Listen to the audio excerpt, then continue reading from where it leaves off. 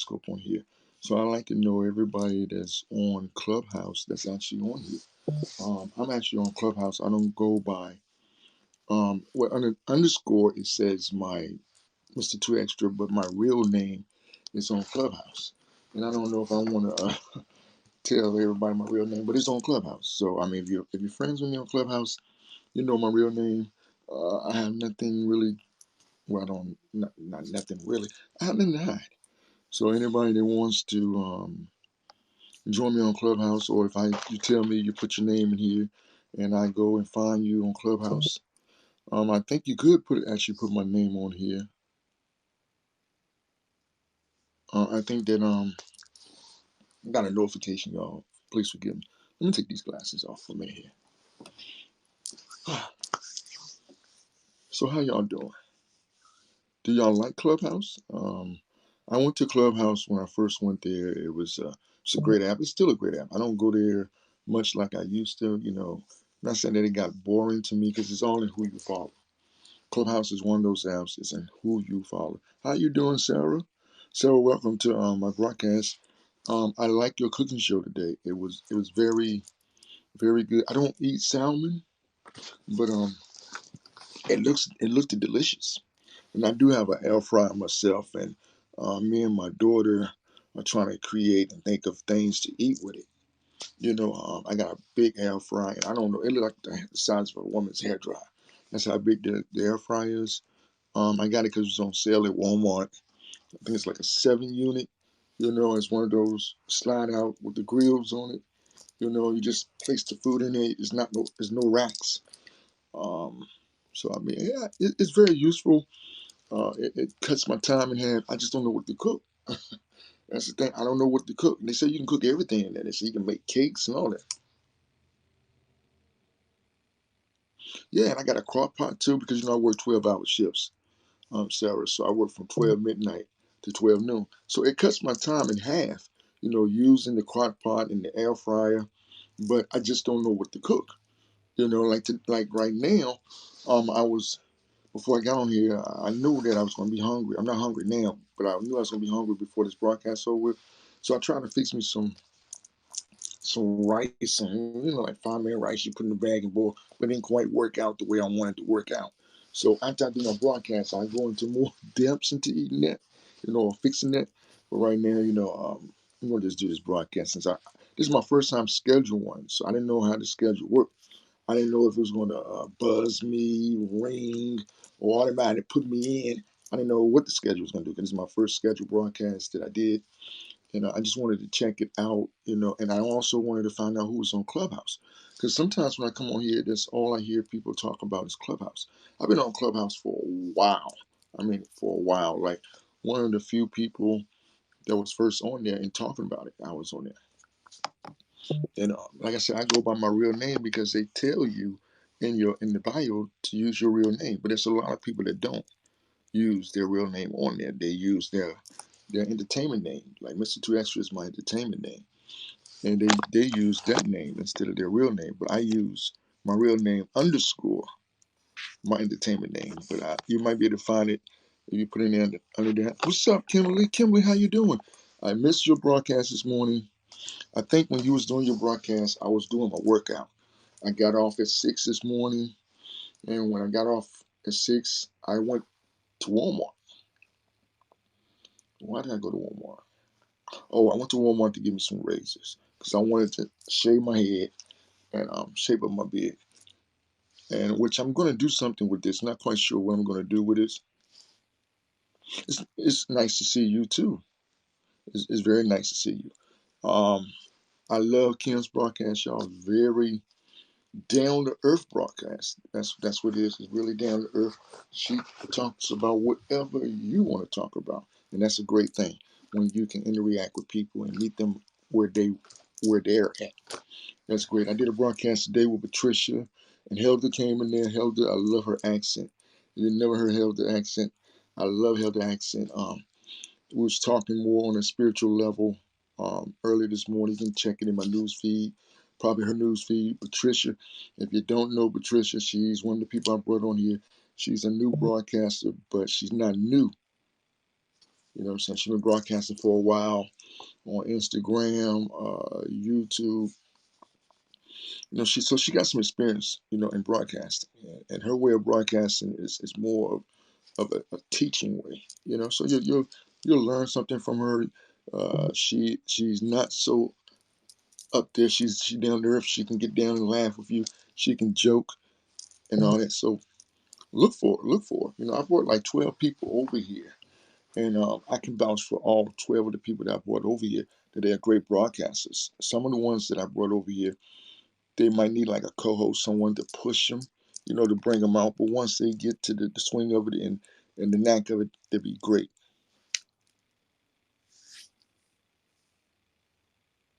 So look at you, only 5 minutes and 20. Oh, Takara, I don't know how that happened. Maybe because it's a topic, you know.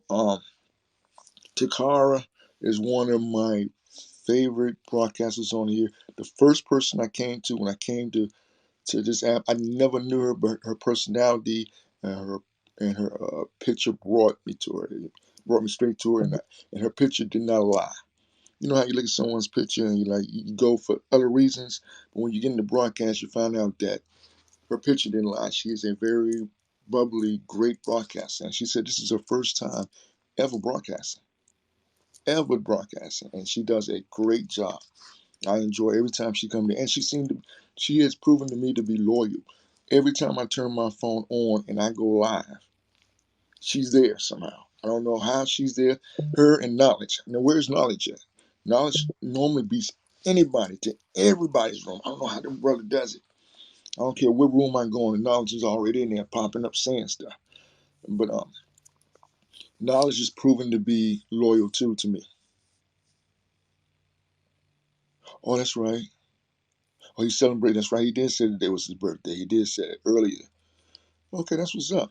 Happy birthday to Knowledge. I sung Happy Birthday, I believe, to Knowledge earlier this week, you know, and I can't sing. And I told him, you know, you had me singing and it's not even your birthday. You know, I felt some type of way. But it was, you know, I had Brian. I miss Brian because I wanted to ask Brian a question. So if y'all see Brian, ask Brian. Tailgate, I believe that's what they call him. That's what they call him, Tara.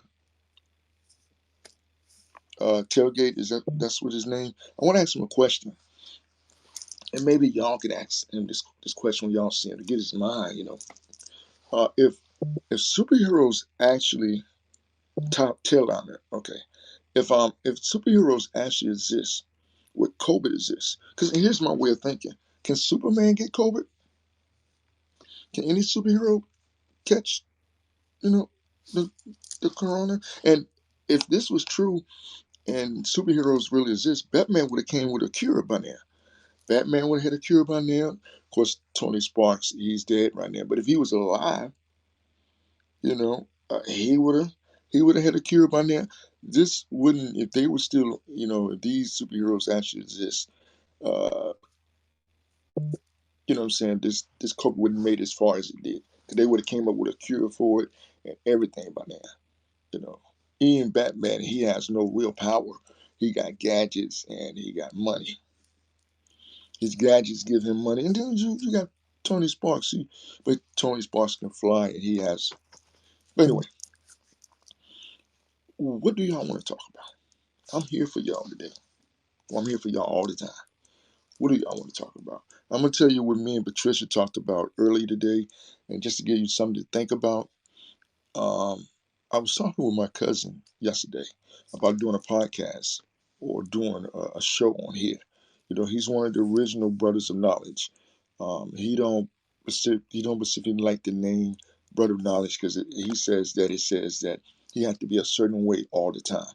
And I'm not saying that. And I'm not saying that everybody that's in the brothers of knowledge are completely I'm gonna say educated. They smart, but not saying that they are the smartest person in the world and they know everything. You know, you can't cross them. I'm not saying that. They're just saying that we're trying to gain knowledge from each other as brothers. That's what it is. Basically, I call us the brother of knowledge, but it's a worldwide of men of different ages, different races, and we come together to try to make a difference, trying to get to know each other, see if we can stop some of the stuff that's going on in the world. And you start with this. You start with the man, and I'm trying to be funny. If you start with the men, and if they marry, you save the whole house. But if you start with the woman, you only save the kid because 9 times out of 10, the man is not really going to listen to the woman for some reason. Ego or whatever it is. He's not really going to listen to a woman to the fullest. He might act like she might say something, and it might be true. It might be dead honest truth about what she's saying, and he might even know that she's right. But because of his alphaness, because of his upbringing, that men is this and men is that the head, and men only make the real decisions. He's gonna fly you off. He's gonna throw you off. He's gonna be like, man, really, she don't. That'll never work. That'll never work. But in reality, he thinking in his head, man, that I wish I had came up with that idea. That might just actually work. You know. And here's the thing: sometimes men be so caught up in what they're doing, trying to provide and trying to make sure that everything is correct in the household, that they don't see the small stuff that women see. They don't see the small things that could be a bigger problem because they're too busy looking at the big problems. Do that make sense? If I'm out here making sure that the lights and stuff come on, I'm not thinking about. Hold on for a minute. I'm not thinking about my allergies, y'all. I'm not thinking about. Excuse me. I'm not thinking about. Okay, my kids might actually need me to be there, or I might need to be at home today because my son or my daughter have something that they need to, they are in, and I can't get there because I'm concentrating on paying the bills.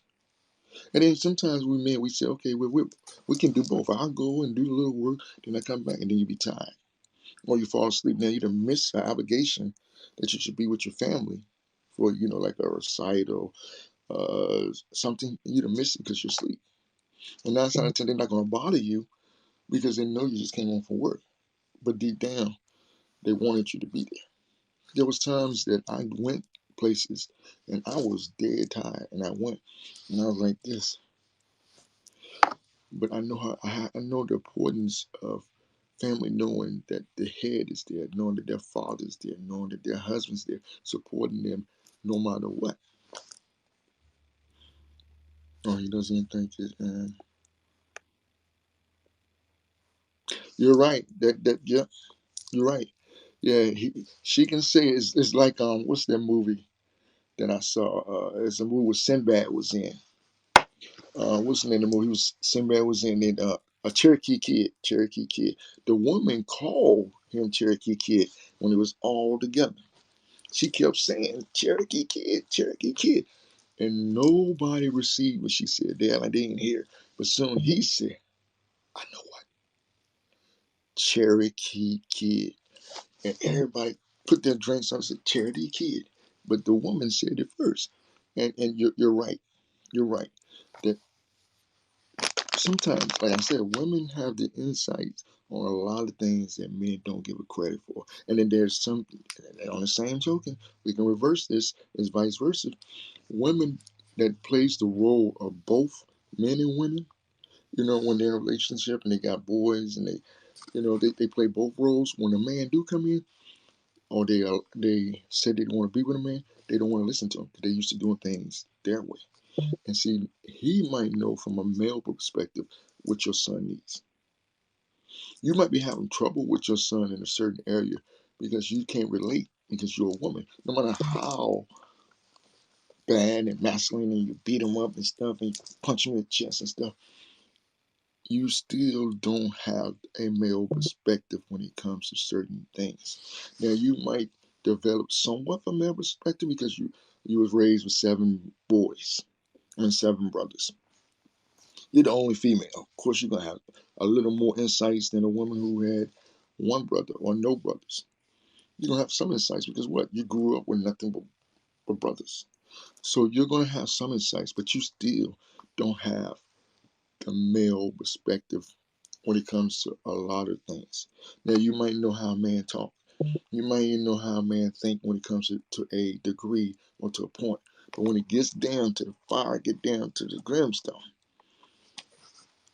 a young man needs a male to teach him how to be a male. You can go as far as you can go. It's like me. I can't teach a lady how to be a lady. I can show her what I feel a lady is, or what a man perspective is what a lady is. But I can't teach her to be a lady. I can't teach her to walk like a lady. I can't teach her to talk like a lady. I can tell her, what I like to hear women say, and I like to hear women, do from a perspective, or from my perspective. But I can't sit there and tell her. I don't know anything about periods. Women go on periods. I can't tell her how I feel to go on periods. I can't tell her, well, look, baby, this is a period. I can say stuff like, sound like you're going on your period. Hey, you had your cycle. I can talk from that perspective, but from a feeling perspective, I can't talk. And that's the same with a woman when it comes to a man. But I just want to know who's on Clubhouse. I always got to go back to the topic. You can go around the topic, through the topic, under the topic, but you always, at some point, got to come back to the topic. So I just want to know who's on Clubhouse. I appreciate y'all coming to my broadcast, keeping me motivated on this app. Like I said, I'm not new to broadcasting. I can talk, talk, talk, talk, and I can converse on anything that you want to converse on. I'm not scared to touch any topic. I don't do politics. Don't do politics. I'm not into politics. I know some things, but I don't. That's not where. It doesn't bother me.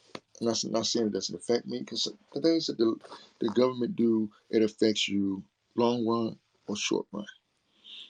So some things are not hitting me, not hitting home, or hitting where I would be, should take on it, look at it, and study it now.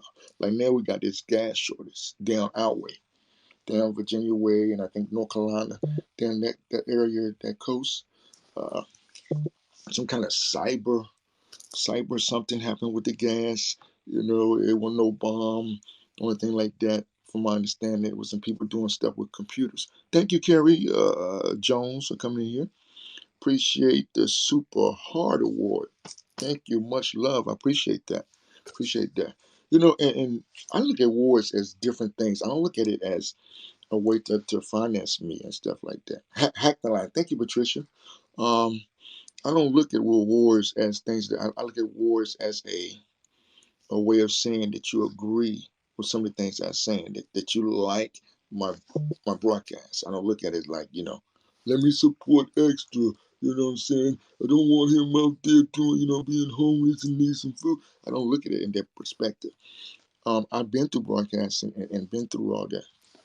Yes, I am. Yes, I am on Clubhouse. I'm on Clubhouse with my real name. I don't know if I should tell people my real name. Okay, I appreciate that.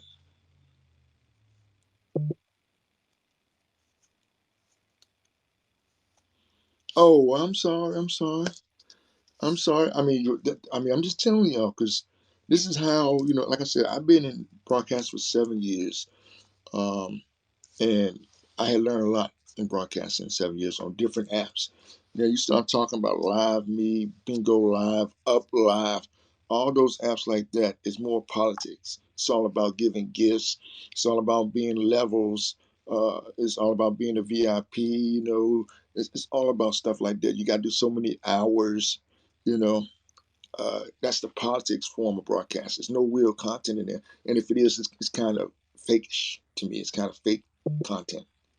There's some people on there that does do broadcast, like Tag, IMO Live. All of them is based, really, they're trying to get an income.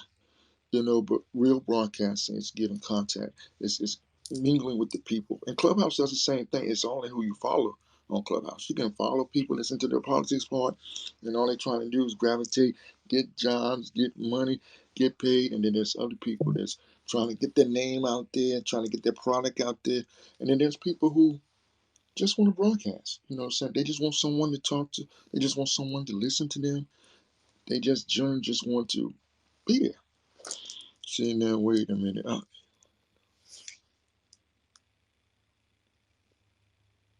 Yes, yes, I am. Takar, you got the wrong. See, you done took my mask off. You know, you done took my mask off. I feel like Batman was right there in front of Joker, and you took my mask off when you told people the other day my real name. And I didn't think you knew my real name. Well, you didn't know my last name, but you know my first name. And it took me by surprise. I was like, whoa, whoa, this girl know my real name. And I felt like I was standing there exposed, butt naked in front of a crowd of people I didn't know and didn't want to be naked with. And everybody's staring at me and looking at me like, and I'm trying to figure out what you laughing at. Why y'all laughing at me? Didn't know that I was naked. You didn't put me out there. And on a replay, on a broadcast like this, put me out there, and I'm like standing butt naked. But what is her name? Yes, Kara Jones. I am on. I am on there. Um, you can probably find me by using Mr. Two Extra. I think that it will pop up. No, I didn't. I didn't. Yeah, it was funny to you. It wasn't funny to me. You know, I knew for sure. You know, it was like, you know, if I'm going to bet, I'm going to bet on a sure thing, and I would have bet some money that you didn't know my name, and I would have lost. You know, and I was all confident about it. Did you check me out? I was confident about that thing. Like, yeah, sure, yeah. Tell him. You don't know, no, she couldn't possibly know my real name.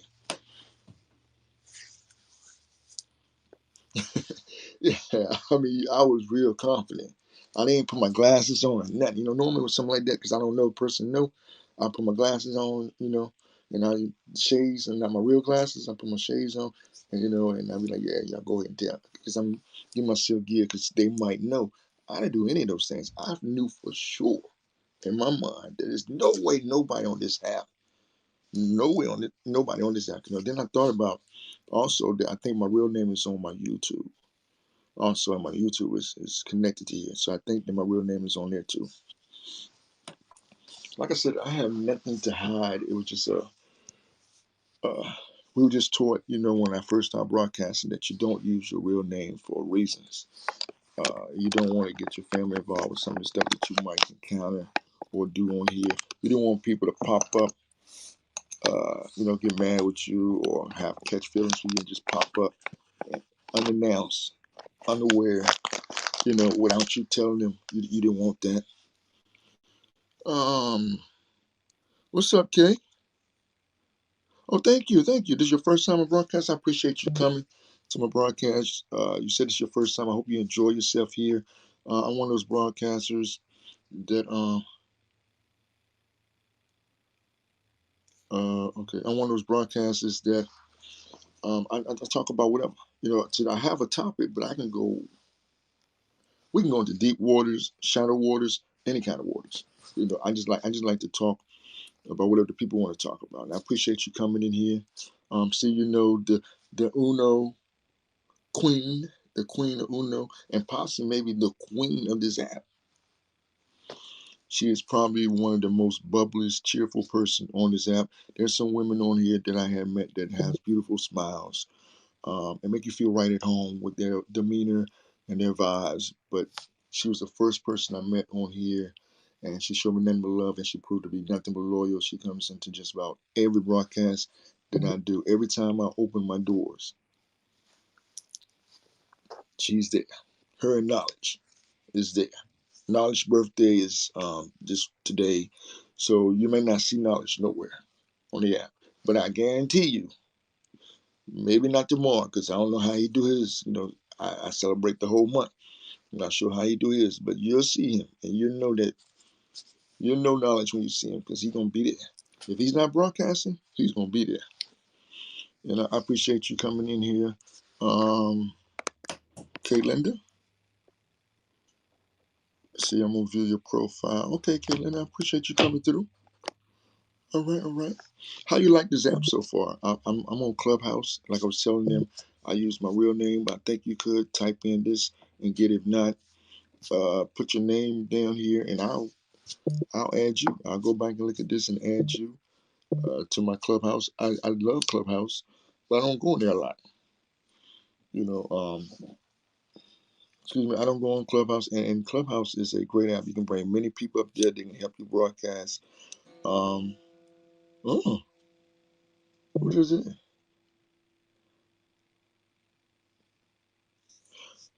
Oh, the K is. Oh, I said it wrong. So is Car Carlinda. Thank you, there, Takara. Carlinda. Thank. Appreciate you. Patricia, if you're still in here, I did do what I said. I got up today and I tried to find what we was talking about, and I was supposed to mention that it got sidetracked. Um, I was trying to do that, and it took me. I don't know where it took me, so I'm gonna have to ask him some more details about that. Like I was saying, I was talking to my cousin. Y'all, just give y'all a little heads up and something to think about. I was talking to my cousin yesterday, and he was a Muslim. Well, the day before yesterday, and he was a Muslim, and I'm trying to get him to do a broadcast with me on here. You know, the original Brothers of Knowledge. It's only like five of us is original.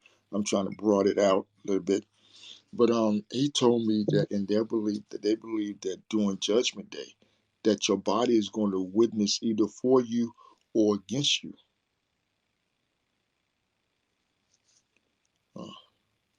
Uh, you're not on Clubhouse. But they're making it so George can get on there soon. But make sure you're on the right Clubhouse, because I heard they're counterfeit Clubhouse. You got to make sure that you're on the one that everybody's talking about. The one that you're on, you got to be nominated. You got to know somebody's on there. They got to nominate you.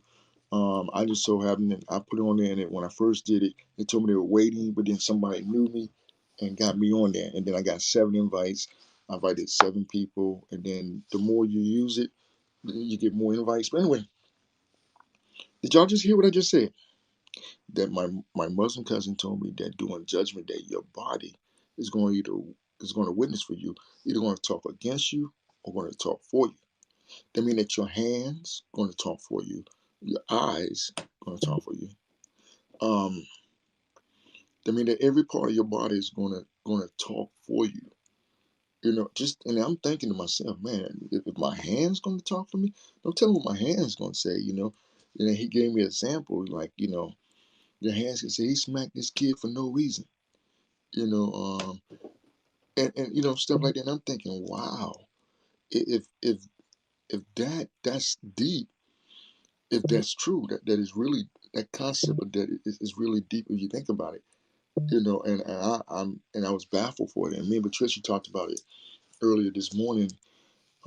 After I got home and did my workout, and I was baffled by that. That had me completely off center, unbalanced a little bit. I said, man, all the things I did, and my body gonna speak, you know.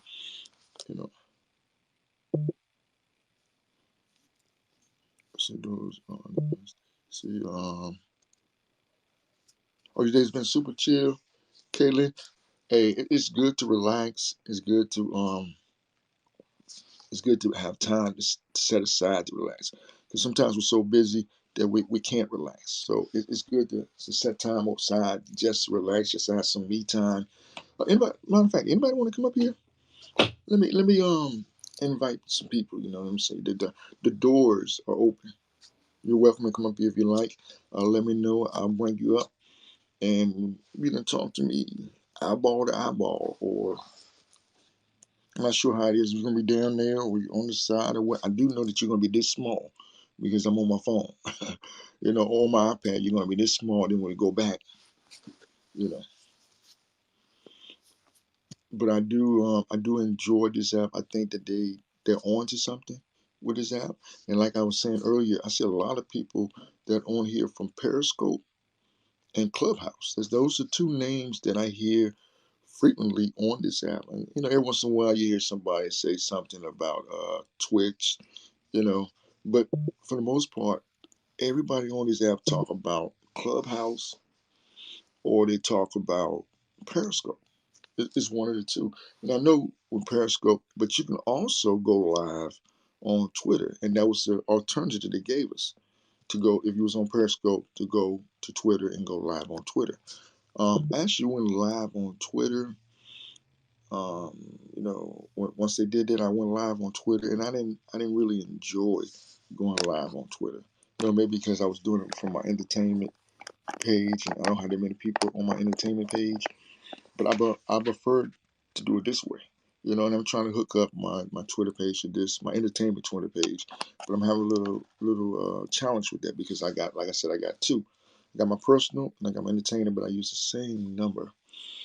I might have to change number. I mean, everything's a change, so I don't know how Twitter let me do it, but I can't distinguish the different ones on here. Thank you, Yolanda. I appreciate you coming through. Please go to her broadcast. She does a great broadcast. Brian, I got a question for you. Do superheroes can they catch the corona? Can they catch it? And I was telling them that I believe that if superheroes really exist, Batman would have had a cure by now. That he would have came up with a cure for this and saved the whole world by now. Batman and of course Tony Sparks, they would have came up with a cure, and we wouldn't have to worry about this. That we're worrying about, wearing the mask and stuff. We wouldn't worry about it for so long. Thank you. I appreciate you coming up here. Bandit 2. You think Bandit 2 would? Yeah. I believe that they would have came up with some kind of virus shot or something, and this would have been done. Soon as the world would have said it, it would have been almost over. I appreciate it. I'm opening up the doors, letting the windows open. If you want to come in and talk to me, please feel free. Thank you. I appreciate it. I appreciate you coming through, checking me out. You do a great broadcast. I was telling some people sometimes people need someone up there as a co-host. Sometimes you just need someone to help you or to pull you. Okay, Brian, take your time. I'm gonna be on here for a few minutes. Takara. I forgot her name, but she told me there's such thing as an Uno flip. Have you ever played Uno flip? I never played Uno flip, and I never knew there was a game called Uno flip. And she said that it's just when you think you got the winning hand, somebody can flip, and then you have to play the other side of the Uno cards. Well, anytime, Cooper, anytime. Okay, well, I appreciate you coming in. Appreciate you coming through, and just saying, hey, gracing us with your presence. Well, now, please, everybody that's in here, please follow them. Follow them. Everybody that you see that's commented, I have been in their broadcast at least once or maybe more than that, and I appreciate them. The only way that this app is going to grow, the only way people are going to know about this app, we got to support each other, and we got to let other people know about it. I want to keep this the way it is now. Great content. Not a lot of the twerking and that. I saw a lady on here the other day for the first time dancing on the pole, but it wasn't too bad. You know what I'm saying? It wasn't. And when I say stuff like that, don't get me wrong. I am all man. I'm down for the twerking. I'm down for the pole dance and stuff like that.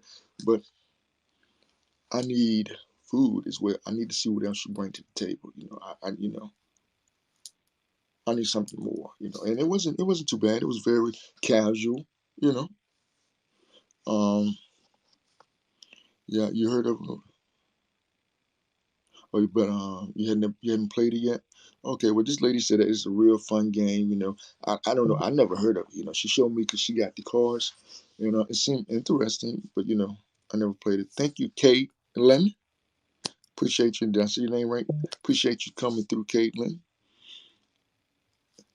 Yeah. Blessed dreams to you.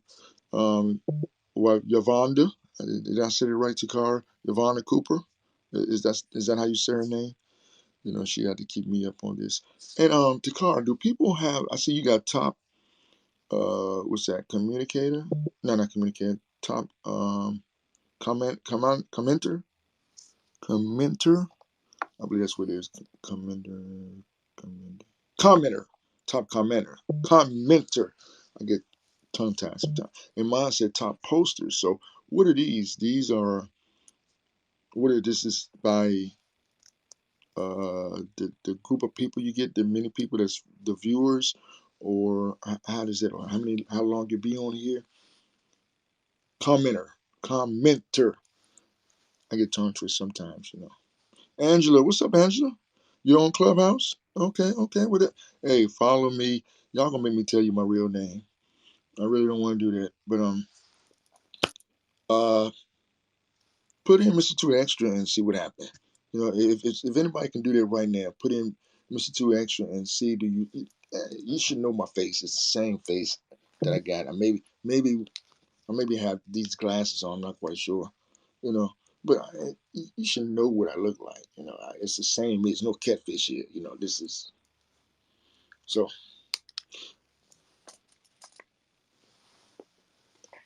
All right. Oh, so you ready? Okay.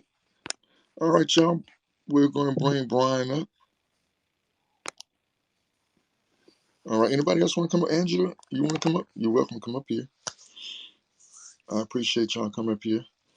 And making the time go by fast for me on here. It's almost we've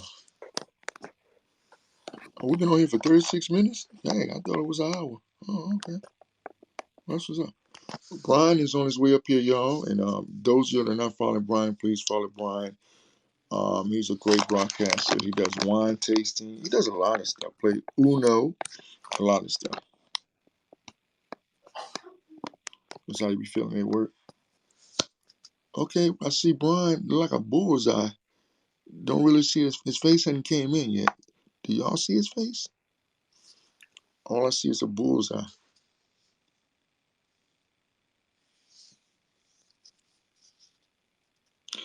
Uh oh, it's 8. So where you at, Takara? Cause it's 8:12 p.m. here. I gotta be at work at 6 in the morning. So normally I don't go to bed till like 12 or 11 when I gotta be at work at. There you go. There we go. Okay. Okay. Welcome, bro. How you doing? I'm doing good, man. I just got home. Oh, okay. You had to work today?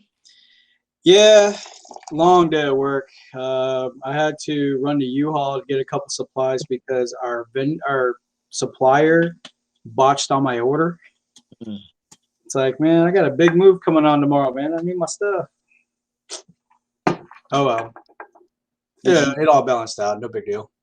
How you Yeah, been, man? I'm all right, man. I went to work for 6 hours. Uh, did a shift cherry with this guy. With this guy asked me to do one for him so he can be off tomorrow. So I got to go in at 6 in the morning tomorrow.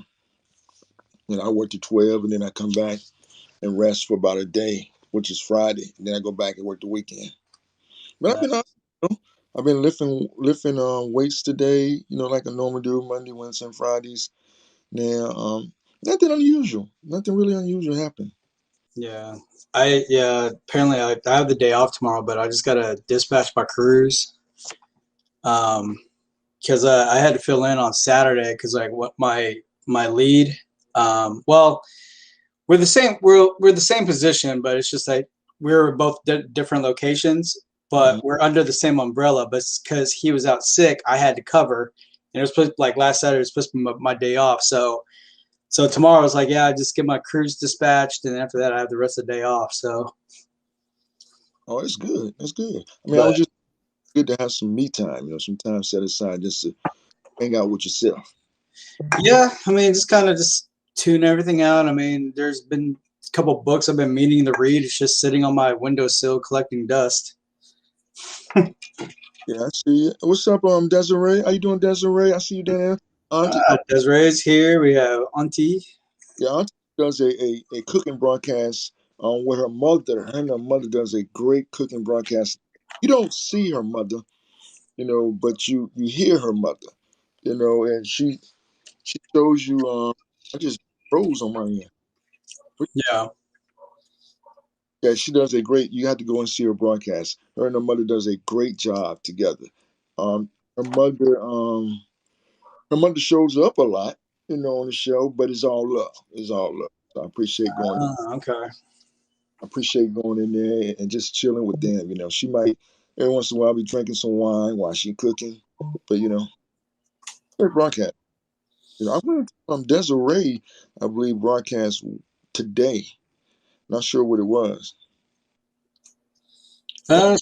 She was on last night, No, um, maybe. with a couple other people, and then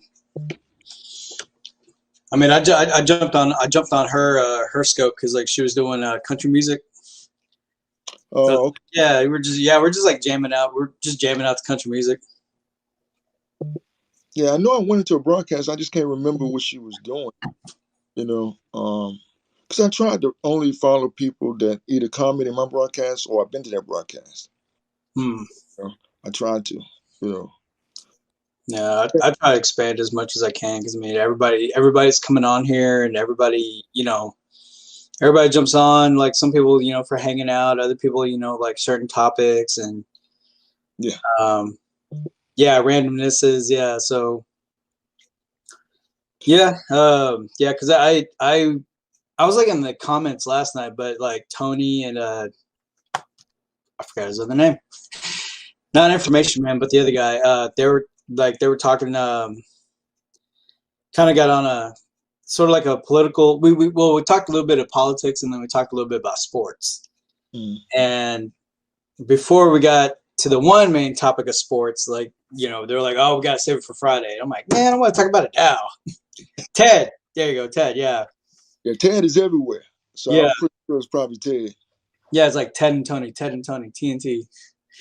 But yeah, so but yeah, like because on the sports topic, they were talking about NBA, and I'm slowly getting back in the NBA. I kind of like shun the NBA because I used to be hardcore NBA fan, but then when they start going on strike and asking for more money, and it's like, man, you ride the bench 90% of the time. Why should you get paid more money when you do nothing? Yeah, yeah, But it's like, oh yeah, you got your 15 cars, you got your 8 bedroom house, and all these other different kids that you got to pay child support for. I mean, I get it, but still, dude, like, I'm like, you ain't worth the penny unless your last name is Jordan, Iverson, Marley, Kerr. yeah. I mean, that's something that always concerned me, that people that be sitting the bench get just as much as the people who play. You Yeah, know, I and mean, and and they they ain't worth nothing. and they sit on the bench for the opportunity to play, and sometimes they never get that opportunity, but they make the money. You Yeah, know, it's basically saying that these people that are sitting on the bench are better than anybody that's out there in the world. So we're gonna have them so nobody else can have them. Or we're gonna put them on here. So I don't know, man. It's just I don't know. yeah. Because like the other sports talking, I mean, because I mean, I'm slowly getting back in the NBA. I mean, because it's just like okay, let me just calm down. Let me just go ahead and watch the games. But I mean, other than like the strike, and they're talking about like they want more money when they do less. And then it just became too much of a fashion show, and then it was like a Mhm. drama, the drama queens everywhere, like he fouled me, and all that crying. I'm just like, man, I don't want to watch this sissy game. And but I'm slowly getting back into it. But mainly, I just watch like rugby, hockey, football, MLBs. Getting into soccer. Soccer is entertaining. Because but I will not. I will not go to a soccer game when you have like Mexico versus Honduras or Honduras versus Monterrey, or they are they're not fanatics, they're like lunatics because man, they go hard in the paint for soccer. I mean the one soccer game I went to, it was like the Houston Dynamo against Monterrey, and man, 8 fights broke out. It's like this is a little too serious. I'm like telling my dad, I'm like, single file, let's go, let's go, let's go. And my sister is like, oh, why can't these people, like, shut up, single file, go, go, go. I'm just saying, I'm like, what part of shut the hell up do you not comprehend? I'm like, go, go, go. I'm like, I'm not getting in a fight. I'm not going to go to jail. I don't want to get stabbed or I don't want to get jumped. So it's like, shut up, get to the car, go, go, go. And then she goes, but this is so retarded. I'm like, Dad, we're going. I'm like, I'm leaving her behind. I'm like, I ain't putting up. We're way outnumbered. No, sir. Yeah, yeah. I mean, that's another thing about crowds that they kind of give. You can't watch everybody. Yeah. I don't care where you sit. in a place like that, you can't watch everybody. You're exposed. Some part of your body is exposed to not be able to look or watch behind you or in front of you or side you or something. You Yeah. know, kind of cautious about places like that, man. Simply, At least like going to an NFL game, like at a tailgate or going to the game, at least that's fun. I mean, you could trash talk and still have fun because, you're trash talking, the other guy's trash talking, but then when you see a good play, we're like, okay, respect, you know, or like, I got nothing. Why they did that, I got nothing. But yeah. I hadn't seen a game since all this happened, to be honest with you. And wrestling, I'm slowly getting back into wrestling. I see they got the little cameras, little fake people. Well, not fake people. They like, you yeah, know, the virtual crowd. yeah. And it looks funny. It looks funny to me, but I try to concentrate more when I do look at it more in the ring than those people. Well, I mean, it kind of helps because it's like as a performer, you want to you're there for the crowd to put on a good show. Yeah, you'll have a more better reaction with a live crowd, but something's better than nothing. Yeah, I know. I know it motivates them as a performer. I know that it motivates. I'm talking Yeah, about me as a watcher. You know, um, yeah, because think about like a gladiator sport. You're like the superstar. You're coming out and you're hearing all that fans cheer your name. You're like, yes, you're larger than life. And now you're coming out there and like the sound effects, yeah, they kind of help. But just seeing the monitors, you're like, all right, cool. At least we got somewhat of a crowd. But then just it's not that energy's not there. yeah, I do understand. It makes them have to push out even more. Because like they're not doing it. They're doing it for nothing. It seems like. So I get it. And it's starting to become things. We're in a new norm right now. Things would never be the same after all this. Never be the same. No, So no. I mean, we have to get used to certain things. Adapt to certain things. I, You know. I think I think with the whole pandemic, in a way, it's kind of like a blessing in disguise because now people could like actually stop, slow down. Hmm. We could drop it down to 50 miles an hour versus 100 miles an hour. Um, Kind of give you the realization like we took a lot of shit for granted.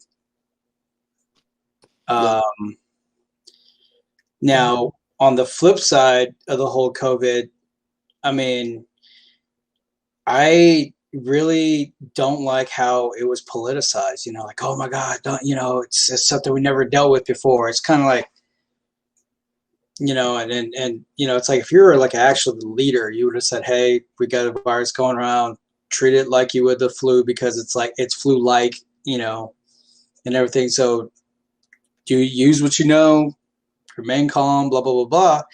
You wouldn't have this whole mass hysteria and all that other stuff. But I don't know. But I mean, it's just now. It's just like with all this stuff going on. It's like, man, we've really taken a lot of things for granted. Yeah, I do agree with you. It's like a bad sci-fi movie and no superheroes. You know what I'm saying? Right? Yeah, Nobody. Yeah. You know. yeah. It's. I mean, I keep thinking about it. I was like, man. I was like, it's kind of funny how if a video game would predict our future, and it's starting to get that way right now because um, there's a video game called like The Division. Hmm. And so the storyline is that our government officials sold the country out, um, and this scientist created this virus that's dubbed as green poison, and the way it was distributed through the was through the Federal Reserve. So he dabbed it like a stack of just one stack, and it was in a whole crate. And then apparently Black Friday sales, and then that's how it got distributed through the cash. So it passes, it passes, it passes, and they called it the green poison. And next, it's like everybody's coughing, boom, boom, boom. Hospitals are overrun, economy's collapsing, and everything. So then you get this special group called the Division to kind of like bring the balance of kind of bring everything back to order. But you have different groups of people who have a different point of view on things, and so it's like you got to fight them. But overall, it's like you got a stack of bodies. you got radioactive stuff going on. You got people fighting against it. It's like fight for survival. Oh wow. Yeah, because pretty much like how how they're showing on the news, like, oh, the hospitals are overrun, and now we have that pipeline company that got cyber hacked. So it's like there's your economy right there. Because we all need fuel to get around. I'm like, man, video games coming to life. Okay.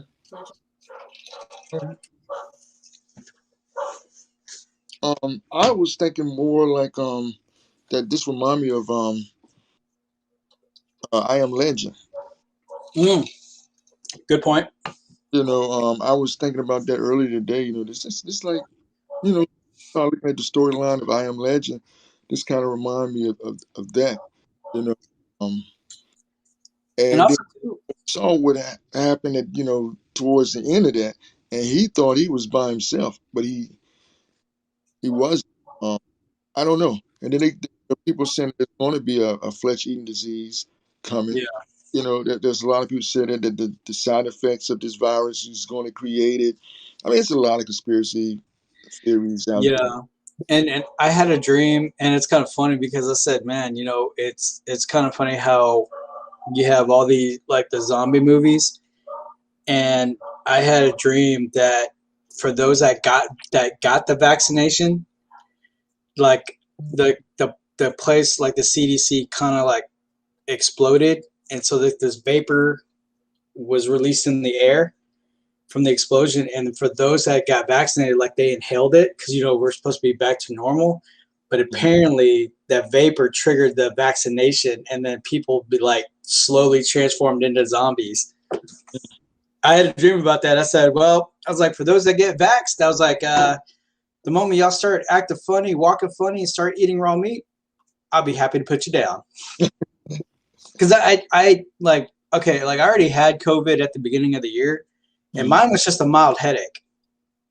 I could still smell, still taste, no diarrhea, whatever, but it was just, I was fine. But to my saving grace, it was like I took my vitamins, had my mushrooms, I ate, like Brussels sprouts, asparagus, spinach, and all that to keep my immune up.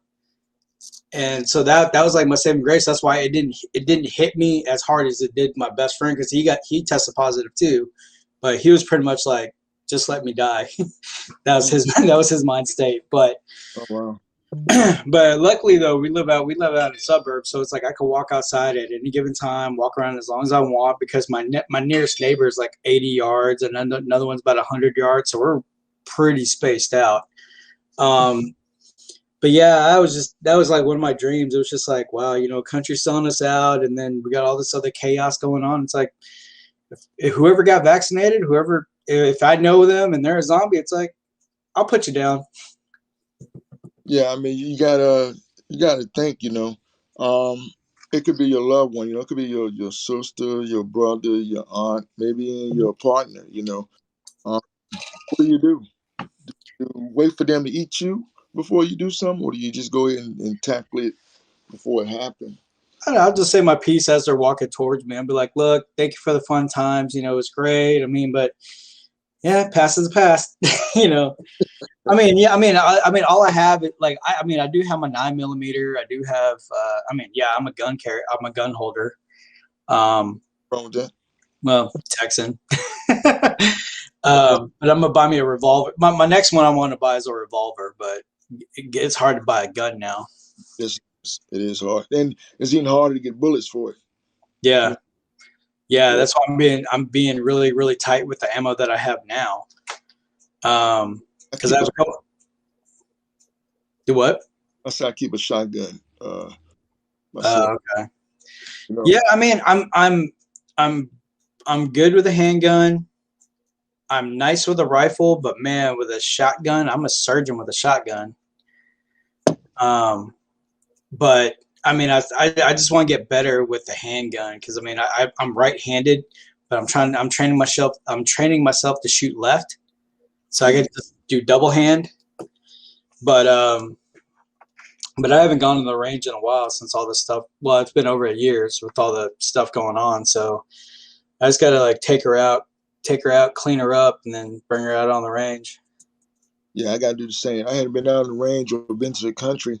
Because sometimes you go to the country and just shoot off. I hadn't been neither one since all this happened. So, And it's good. and Yeah, it's kind of funny. Some people I know, they're like, "Oh, you're gonna get yourself an AR, because they're gonna take away the AR." And I'm like, "I don't need an AR."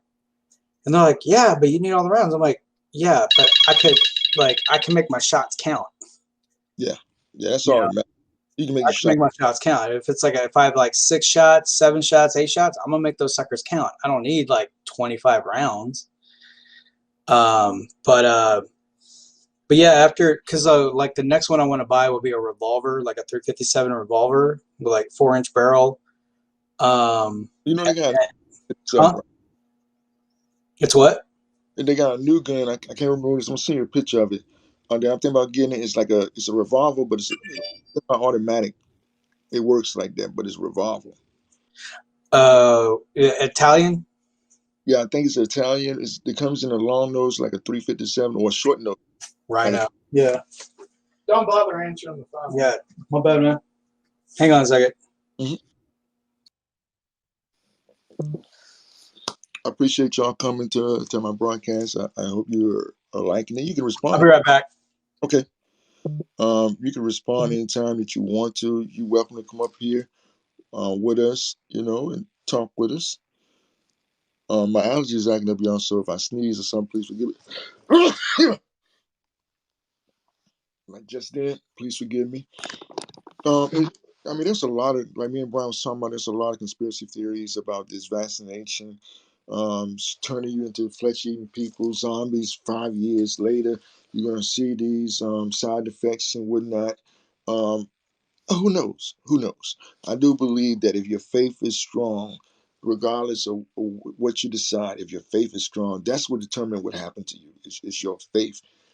Your faith determines a lot of stuff. If you keep your head up, you keep your faith up, you do what the people, as far as immune system, you like you say, you eat your broccoli sprouts, your broccoli, you take your vitamin C's, you drink your orange juice, you exercise. These things to keep your immune system and your body up, that you should have no problem with this.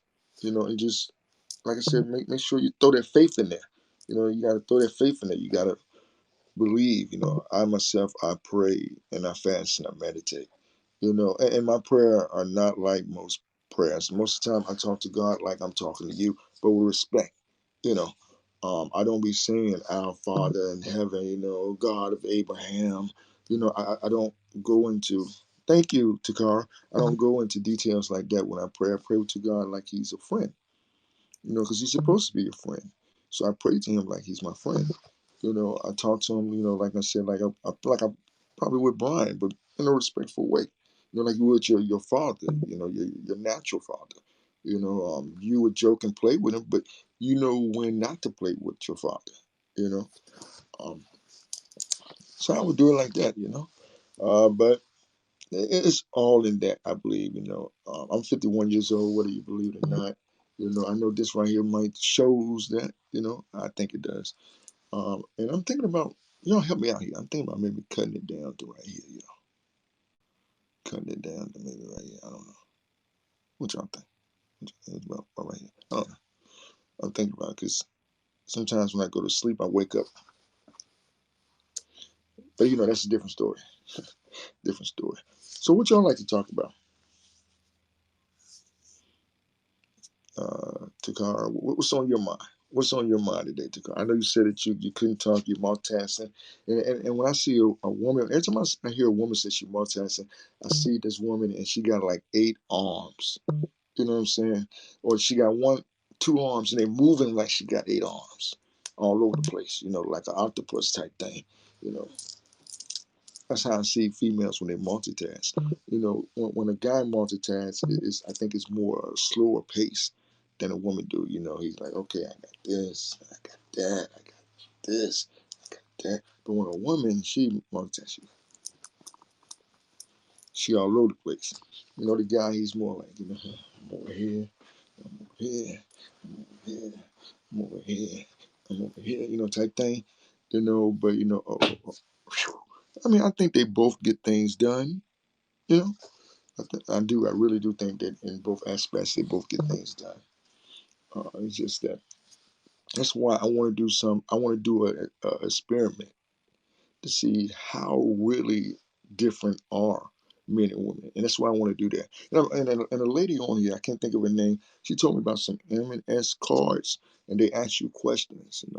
And these was she gave me one question. These some heartfelt questions, and I think that this would be just the right thing to do, to get some cards like that and have like a panel and let the panel, somebody read a card and let the panel answer those questions really, be truthful about how they will answer the question, and men also be truthful how they will answer it, and then we can take notes and see the difference.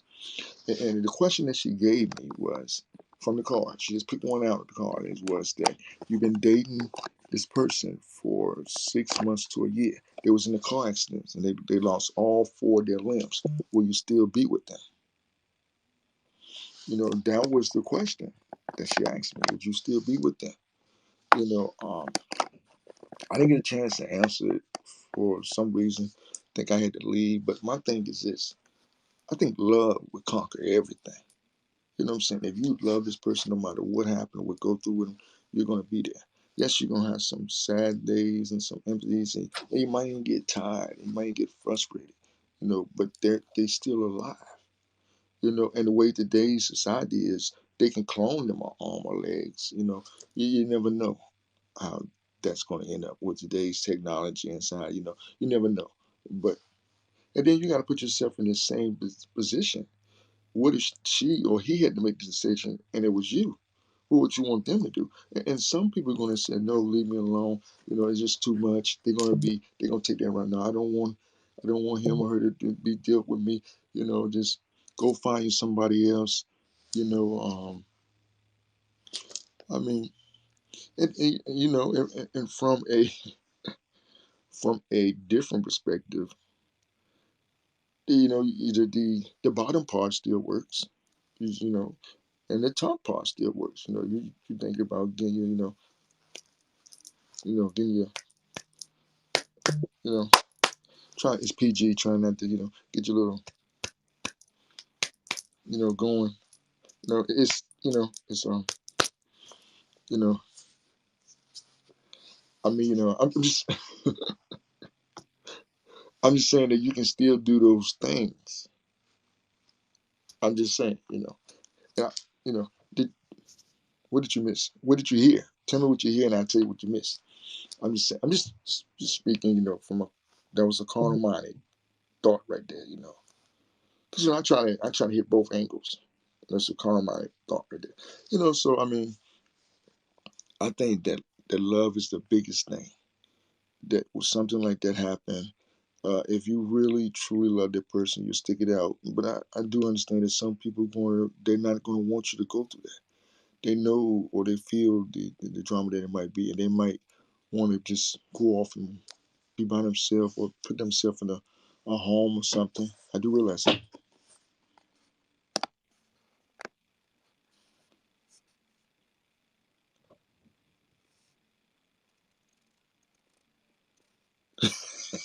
I was saying to Cara, I was saying just because their lens was gone, that their bottom part is still there. You know what I'm saying? The organism is still there, and the mouth is still there. We're grown. You can still, and but you just gotta. That's all I'm saying. I was trying to be PG because it's 8:39, and I was trying to be PG. So the clapping, what I'm saying. You get what I'm saying? You know, you know, you know. Uh,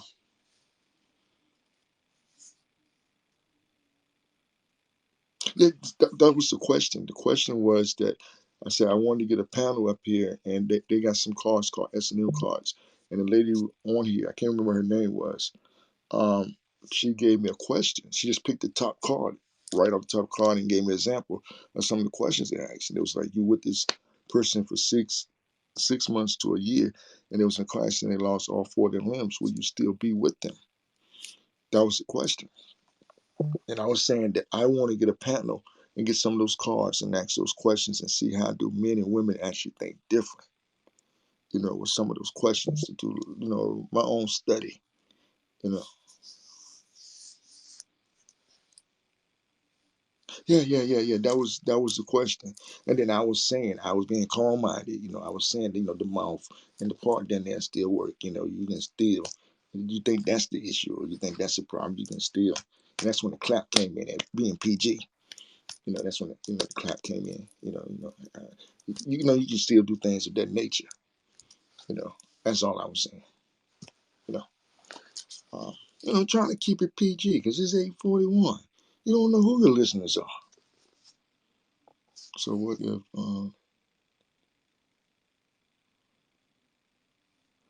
I say, what if it? No. I still personally, I still would. But here's the thing: people can say one thing and they get in that situation and do something totally different. Because there's other ways of doing things. If that's what you and them had in common, or that's one of the things that y'all used to enjoy doing, then you have to read up, you have to improvise, you have to adapt, you have to add some stuff, toys, gadgets, or whatever. You have to do whatever it is to make your time valuable and pleasurable for both of y'all. You can't, you're in a situation that can't think about just you. You got to think about them. Because after a while they'll say what they want to say. I appreciate you taking care of me and doing that for me. So you just get yours and whatnot. No, it's going to be a point in a time where they're going to want to do something, and they're going to want to participate, and you got to figure a way where they can that everybody can be happy about this, not just you, everyone that's involved with it. I mean, it's just my personal opinion. That um, there's always a way. You just got to think. You got to look in your surroundings, look at your area, and look how much pain that they can take because it might be painful for them. In a situation like that, it's what they can endure, what they can't endure, what they're willing to do and what they're willing not to do, what you're willing to do and what you're not willing to do. It's things of that nature, But I think that the cards and the panel would be nice to have something like that and play that, maybe I don't know on a Friday or something that I'm off. I'll do a schedule and know what it be, or whoever going to host it because I might not host it. I might just be a participant, and just observe, or go up top. But I think it'd be something wonderful to check out and see how it goes. To be truthful, you know.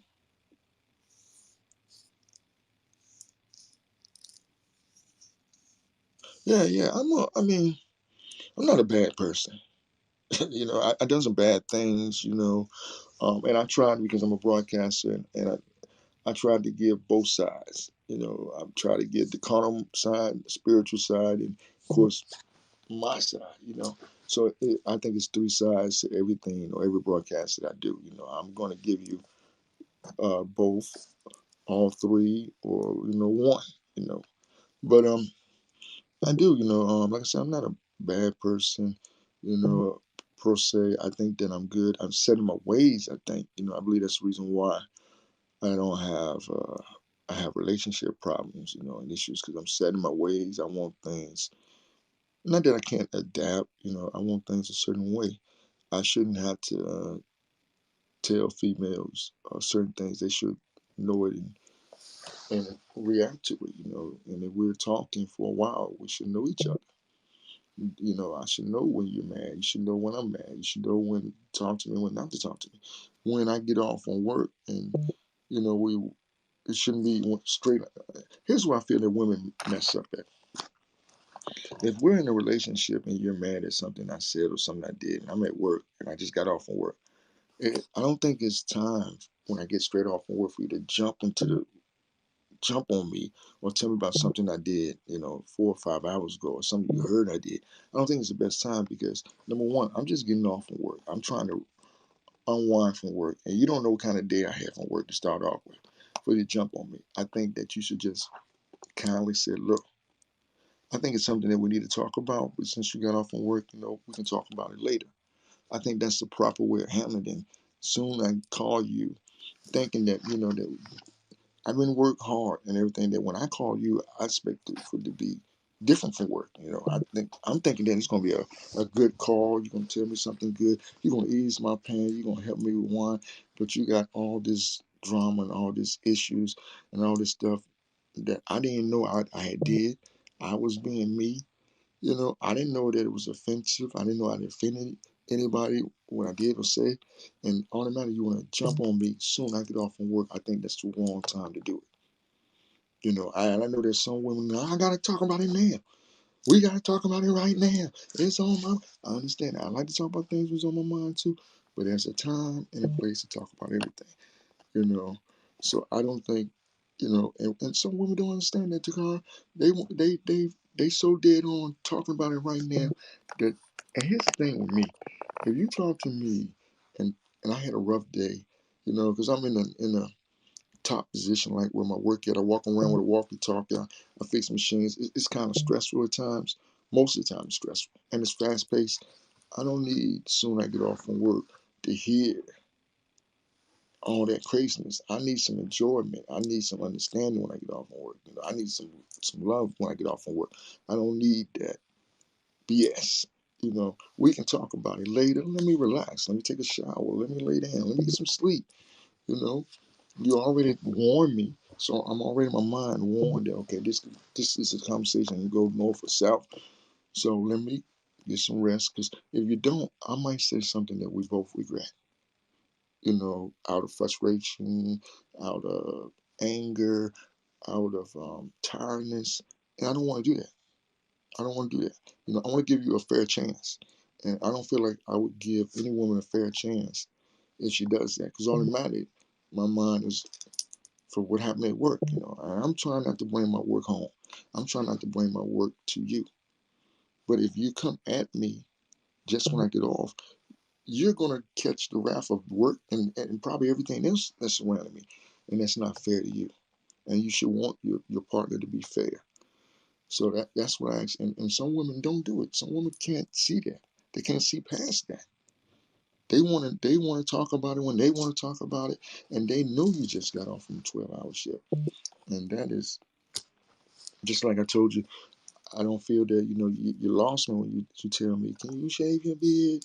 Can you shave it for me? No, no. You don't already lost me because I didn't grow it for you. I can see. And I went up to you. You know what? Uh, just pick a name. I'm gonna use your name. You know what, Takar? I'm gonna grow this beard just for you. You know what I'm saying? I'm gonna grow it out just for you. You saw some pictures maybe when I was younger with not and saw the beard, and you was like, yo, I like that. And so what? I'm gonna grow the beard just for you. And you keep the beard because you're with her. As long as you're with her, you keep it, or until she says she's tired of it because you grew it for her. That's something different. She said, well, you little baby, you look nice. I think you look nice in the beard. Well, you know what? I'm gonna try it. I'll grow one. If you never grow one, that's different. But if you met me and I'm already with one,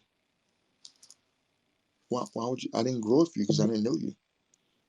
You know, it's like working out. Oh, you trying to get all big and sexy for the females, or you trying to get big and I'm telling them working out hard, or you trying to get big and sexy for me? No, no. Now, if you like the results, that's different.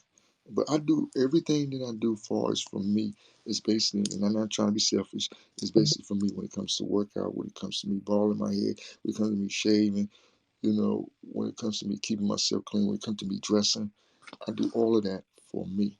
I don't do that for nobody. Now, if you like it, that's good. That's great. That's wonderful. Wonderful. Like you said, I got a shirt on now, and it ain't buttoned up because I'm at home. I'm chilling.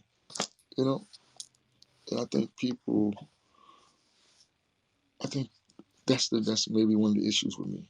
People, I come off being selfish, I guess sometimes arrogant, I guess, but I'm none of those. I'm really humble. I'm really sweet.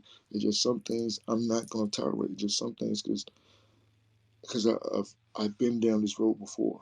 I didn't seen this before, and because I've been down this road, I've seen it before. I act and move different. I see the red flags before the red flags even raised. When they had half mast, I said, oh, this gonna be a problem. This gonna be an issue. I can see this right now. This gonna be a problem. This gonna be an issue. Let me go ahead and address this in a nice, calm way. When I was younger, I used to go up and carry both guns. I was in a relationship, and they be telling me, for example, I was in a relationship, and this guy said, "Man, I saw your girl, man. She was driving this dude in the car." She what? Yeah, she was driving this dude in the car, man. And they were all leaned up and whatnot. So when she comes home, I got both guns up. I'm yelling and screaming, "Who this dude? Who this dude? What's on?"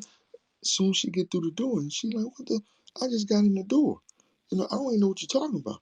What time was it? And what dude? The only person I was with was my brother, and I told you about it." Now you feel silly because now you remember. She did tell me that she gonna be with her brother, and her brother can't hear. So that's why she was all in over, leaning over because he can't hear.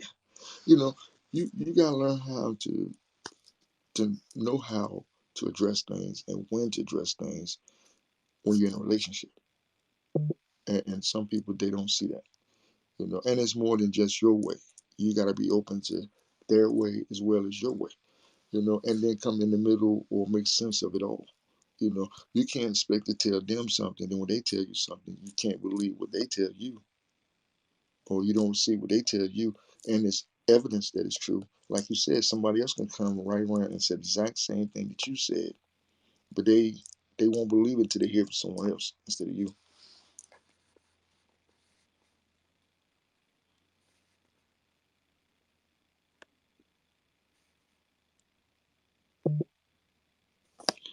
Uh,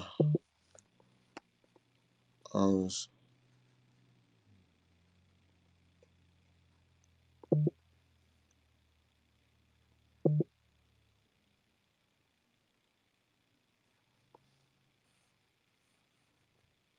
yeah, yeah. I'm gonna always give both. So I know men are not perfect because I'm a man. I know men are not perfect.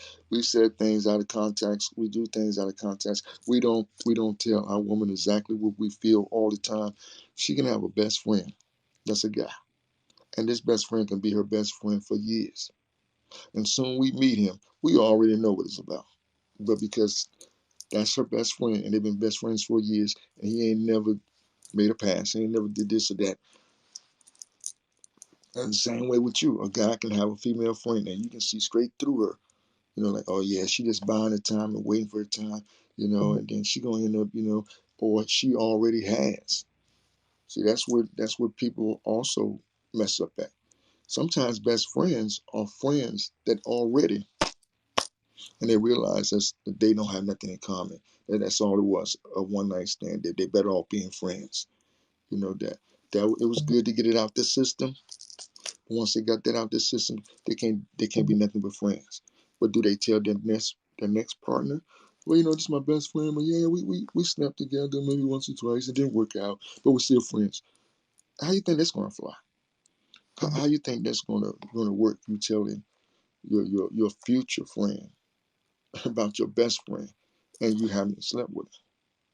So there's a lot of stuff like that goes on, and people, your partner can see through it. The person that you be with, they can see through it. And we or whoever think that they can't, but they can. They can see through. It's a chemistry type thing. It's a chemistry between best friends, and there's a chemistry between best friends who had something going on and became best friends. It's a different chemistry. You know, you can be talking to your best friend and you can say something about what you're going to do to your partner sexually, and they be like, "Yeah, I know," you know, because they know, you know, and they see in their eye like, because they know, they remember. Even though y'all just friends, they still remember the act. The act is never forgot. You know what I'm saying? If you ever did something with your best friend, it's never forgot. They don't forget the act. They just realize that we're at a point that this is where we need to be. That's all we can be as best friends. And you can call them, you can share them, you can talk to them about things, but y'all have slept together. But you forgot to tell your partner that. I mean, it's a lot of things. And then men today got to worry about women talking to their women. Women got to worry about men talking to their men. It's crazy. And then there's where there's relationships where then you want your man and another man, and you want him to have a woman and another woman, or you want to have a man and a man, or you want to have another woman and another woman. You want to have two women, and you want them to know each other. You want to have two men, and you want them to know each other and be happy and content with it. One big happy family. Some people roll like that. Some people don't. You know, um, and I believe that's the reason why I stay pretty much to myself. I would love to be married again. I would love to have a true lady friend, that really understands me and understand what's the way that I think, and the way I get where I am, and understand criticism, both on both ends. If I tell you something about you, don't say no, it can't be true because you don't feel it, you don't believe it, you don't see it.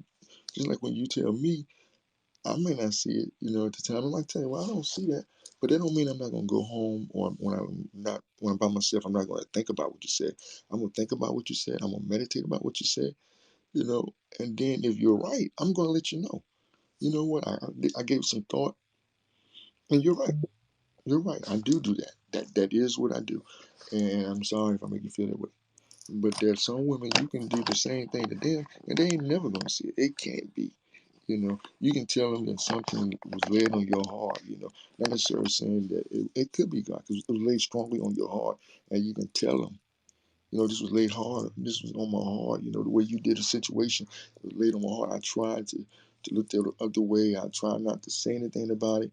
But I can't. I believe that this would help our relationship grow if I say something. So if I say something to you laying from my heart, no, it can't be. It won't confirm for me by God. God couldn't have said that to you. Like God don't talk to you like they talk to everybody else. Like you can't have something laid strongly on your heart like everybody else do and approach it, especially when it's going to help the relationship. And then there's some things you're supposed to say, some things you're supposed to. But if it's going to help a relationship, why can't I say it? Why do I supposed to keep something in my head or in my mind or in my heart that can help a relationship grow, help our relationship grow? Why can't I speak on it? I mean, it's just a lot of things that when it comes to relationship, people don't get, people don't understand. And I'm on a different page. I'm a different type of guy. I'm very honest and open. Sometimes I'm too honest and too open. I feel like I tell too much of my story at one time, and sometimes a lot of people can't. A lot of females can't deal with a lot of you at one time. So sometimes you gotta get them in ingrams. You gotta give them a small dose of the real you. A small dose of what you've been through, a small dose of how you feel, because they're not gonna proceed the rest. Or if you give them too much, they're like, you know what, this is too much.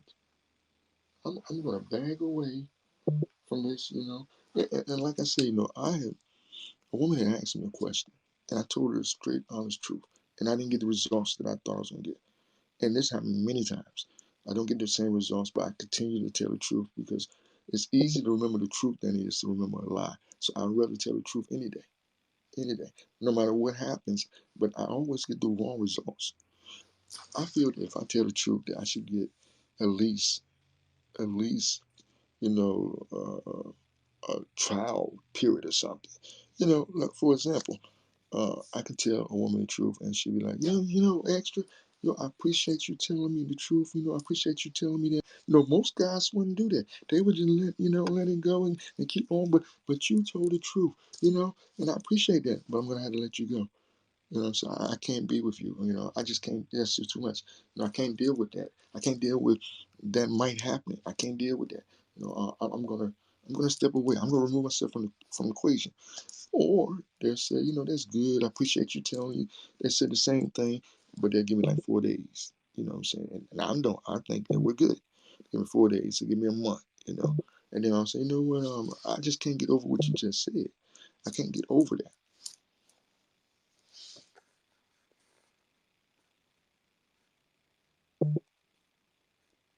Yeah, yeah. I mean, I feel that. I mean, if I'm telling you the truth about anything that you ask me, and then you question it, you're like, man, well, I don't know. That's not the answer that I was expecting. You know what I'm saying? I just can't get over the answer that he gave me. You know, I, sometimes people want. Let me just say this, because sometimes people want the idea of a good man. That's what I feel. They want the idea of a man that gives them all the attention, that spoils them. They want the idea of that, and then when they actually get that, oh, you're crowding me too much. Oh, you're doing too much. Oh, man, I just going to the store. Why, why you all over me? And this what you said you wanted, and this what you prayed for, that you wanted a guy to do this for you. Then when you get a guy that now he's doing too much. You know what I'm saying? Now it's a nuisance to you. Now it bothers you. Now I can't use the bathroom without him being in there.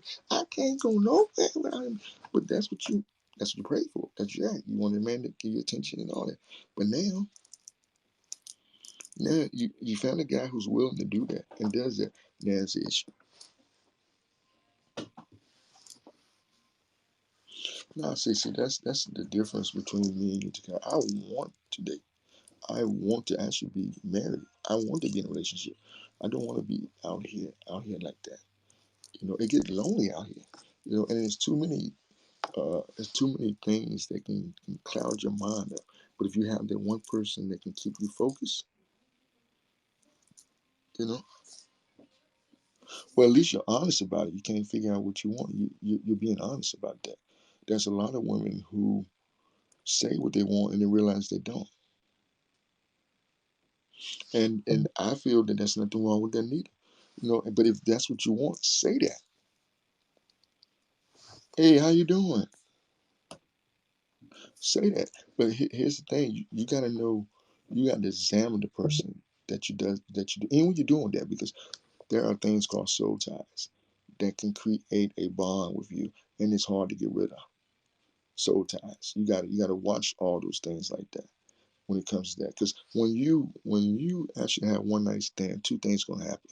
One person's gonna fall in love, another person's gonna fall in lust. But either way, they're gonna want to do it again. They want to do it again, and the more that they do it, the more the soul ties get stronger and stronger. More the lust gets stronger, in other words, or more the love gets stronger on one part.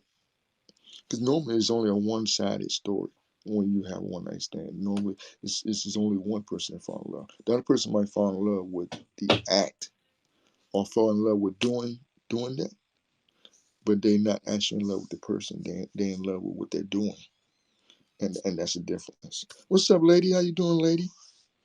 You know, even me sometimes, I get to the point that I ask for certain things, and then when I get it, I'm like, did I really know what I was asking for when I asked for this? Or maybe I need to be in more detail because, or maybe I didn't give enough detail because I asked for this, but I wasn't clear about, like maybe I should, like when I just said, I can't use the bathroom. Maybe I should have said I wanted someone to give me attention, but I need a little space too, not to follow me to the bathroom. You know, maybe give me some me time. Maybe I need to throw that in when I ask for what I want to. Be more in detail what I want. Because sometimes God gives you exactly what you want. And I look at it this way. That it's like a kid. Going to their father, their natural father, and said, "Can I have some candy, Daddy? Can I have some candy, Daddy?" And he said no. And the kid go back every day asking for the candy. And then once, sooner or later, the father get tired of the kid asking for the candy. So what do? He grant the kid the candy or give the kid the candy and let the kid eat all the candy that they want. And then they realize that that is not what they want. They didn't want that candy. Found out that candy gave them a stomach ache. Felt like they found out that that candy wasn't right for them. And then, it wasn't what their body needed, or it was too much of what their body needed. And sometimes I feel God does the same thing. He allow us to have things because we keep asking for it just to show us that ain't what you want. You know, that you think that's what you want, but that's not really what you want. You know, next time, trust my judgment. Let me give you what you want or what you need.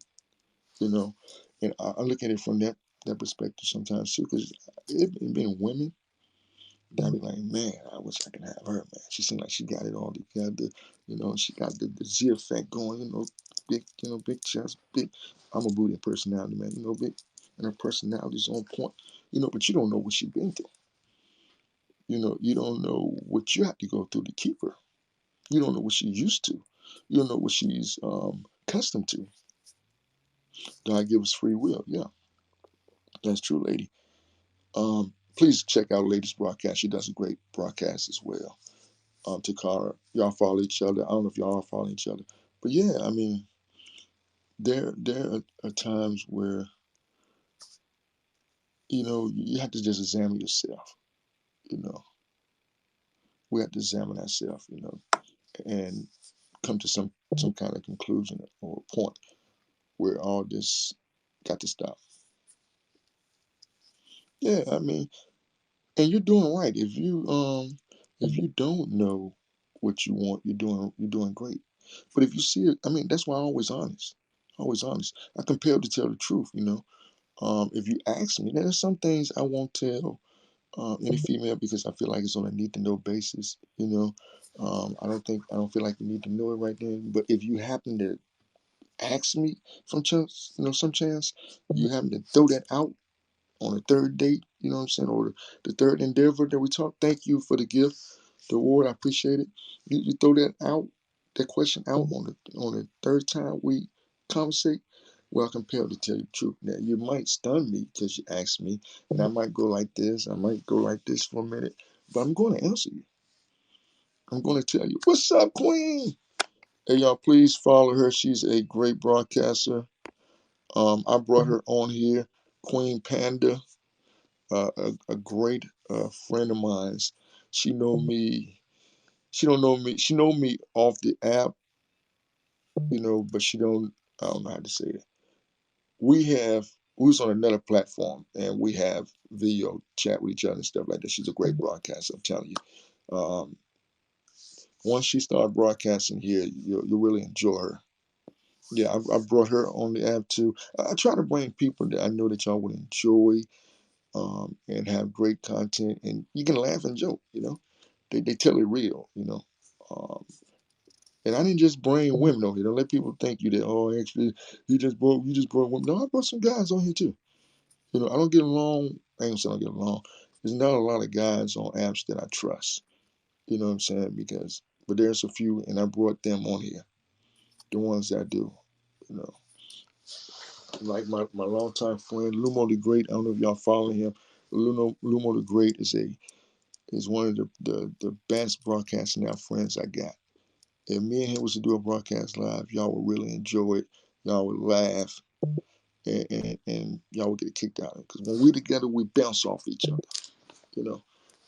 And you'll see, you'll see. I'm trying to get him to do a show with me on here.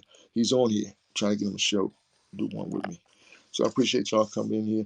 Yeah, we're just talking about a little bit about relationships, the difference between men, and women, how people think they know what they want, but they really don't have no idea what they want. And I say that something because when they get it, and I'm opening up the windows, the doors, the hallway, whatever. I'm trying to think of my own way of saying it. I'm inviting anybody up that want to come up. You're welcome to come up here and talk with me for a minute or so. It's up to y'all. I can send you the invite, and the way that you get invited on here, I hit the invite, and I let you know I hit the invite, and then you have to go live. Once you go live, you'll see the topic. Excuse me. You see the topic of the broadcaster, which is who's on Clubhouse. Once you see who's on Clubhouse, you click that, and that will bring you straight into the broadcast. And if you're on the phone, you'll be a little small thing. If you're on the phone, probably like that up here, see in my left corner. But when you do the live, when the replay, you'll be the top, the bottom, or side. Um, so if anybody want to come up here, please feel free. Let me know in the comments, and I'll bring you up. I have no problem with bringing you up, and that'll help you with your viewers as well. On political politics form of it.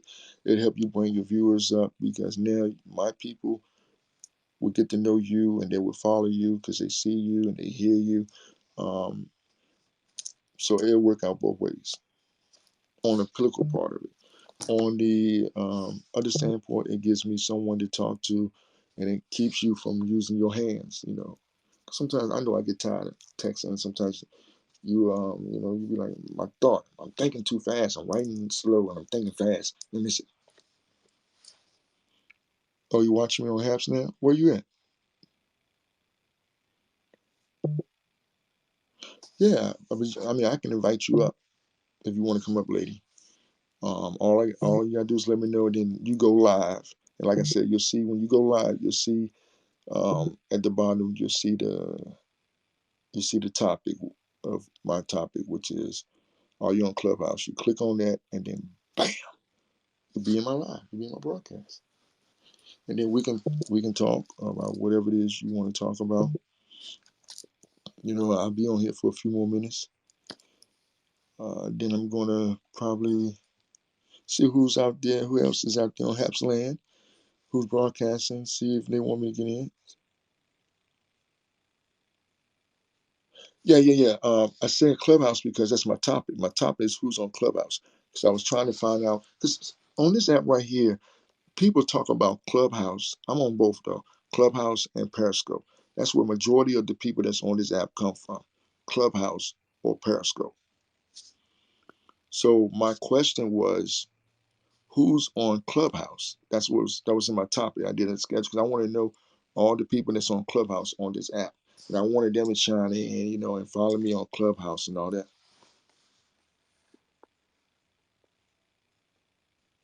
Well, that sounds good. That sounds good. Yeah, I mean, that would be a great talk. And the theme today is water. That's the theme for this week is water. Haps is gonna have a theme every week, and this theme is water. You can do anything with water.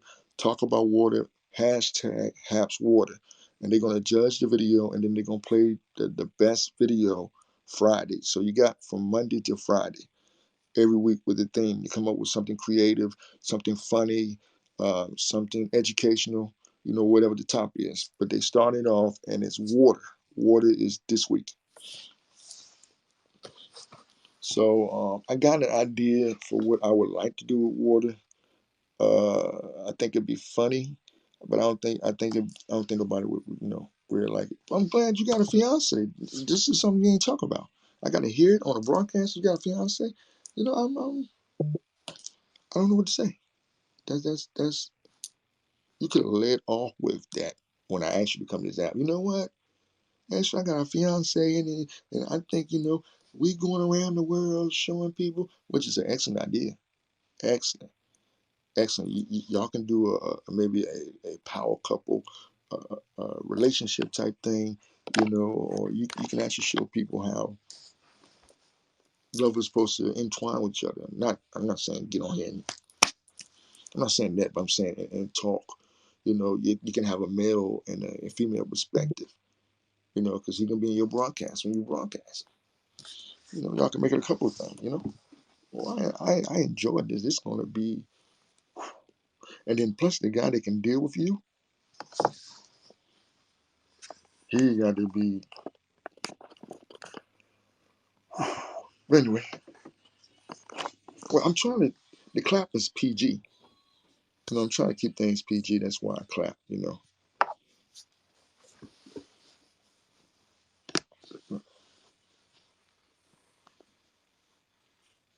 Newly engaged, like oh, you just got engaged. Okay, well, that's what's up.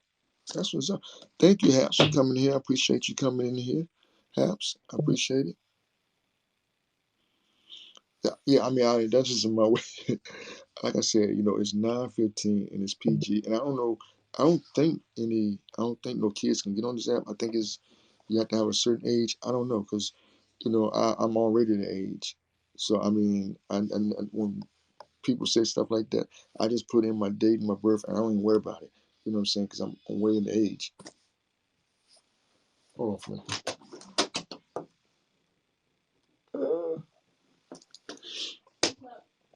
I was hearing some music. I know.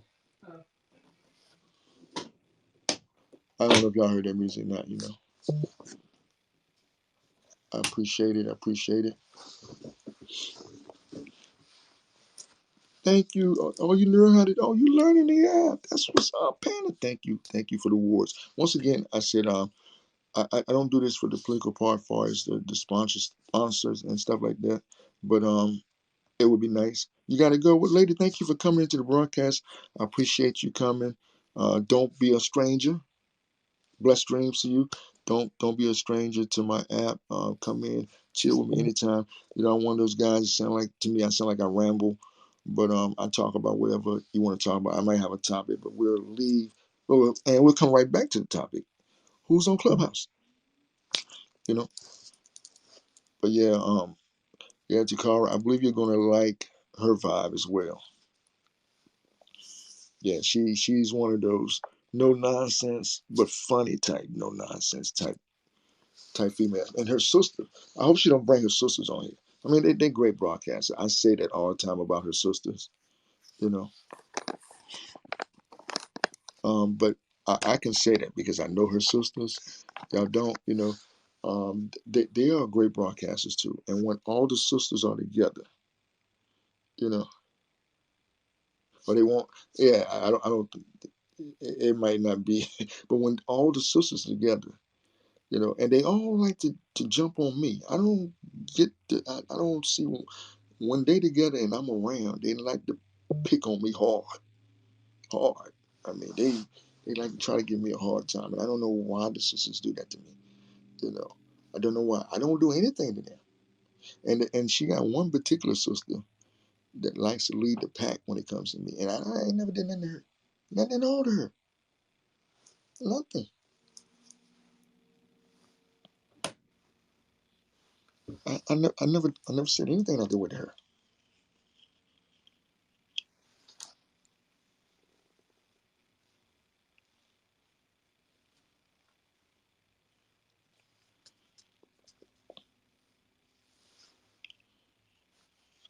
Yeah, I'm talking about Juicy. Yeah, yeah, Juicy give me a hard time, and I have no idea why. And I'm being honest with you. She brings talking about what's that favorite line? You gonna learn today? Or what is that she always was saying to me? She always said something. It was her favorite line. He said he'd be right back. You know, no, line up. She said, "You gonna line up today?" Because I used to tell her I don't line up. Oh, you gonna line up today? I don't line up.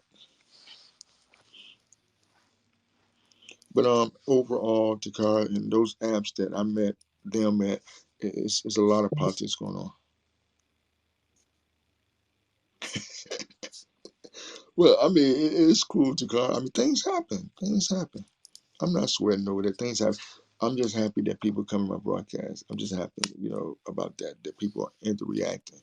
Because when I first started broadcasting, I used to dance. Play my music. I got Google now that I can still play music, but I don't even do the music thing to broadcast. But I used to dance, entertain myself. The people come in, and sometimes I would dance for hours before people would come in. Before I get one person to come in, one person. Excuse me. So you see me dancing to the point that there were people that was watching me, and they won't say nothing. Just thank you. They won't say anything because they like me to dance. And I thought my dance was comical to me. I never thought it was real. I would dance like that all the time. In the real music and real clubs and stuff. But I always thought my dance was comical. And I would just dance. You know, like I even got one on here. I did a thriller of me dancing. To all of my people are boss. All the people I hang with are boss by Plies, something like that. I can't remember what it was by Plies. It's on here. So if you want to see some of the comical dance, I even came up with my own dance called the extra grind. And I even danced with a chair one time. The chair that I'm sitting in, that was my partner on that app. All I did was dance with a chair, and they went crazy for it. I mean, I just did stuff that was different, out of ordinary, and people gravitate to it. And I was just entertaining myself to start off with. I won't try to entertain nobody else. I was entertaining myself, and by me entertaining myself, people enjoyed it, and that was a great thing to me. That was great that people was finding I was being myself, and people was enjoying me being myself. That was great. And then we had to stand on these other apps where you can do random, verses against each other. I would do random, and I would talk to Oriental people like I was saying stuff in Oriental, but I won't say nothing that makes to me that makes sense. But I was saying something to them, and they were reacting back to me for what I was saying. And I'm like, I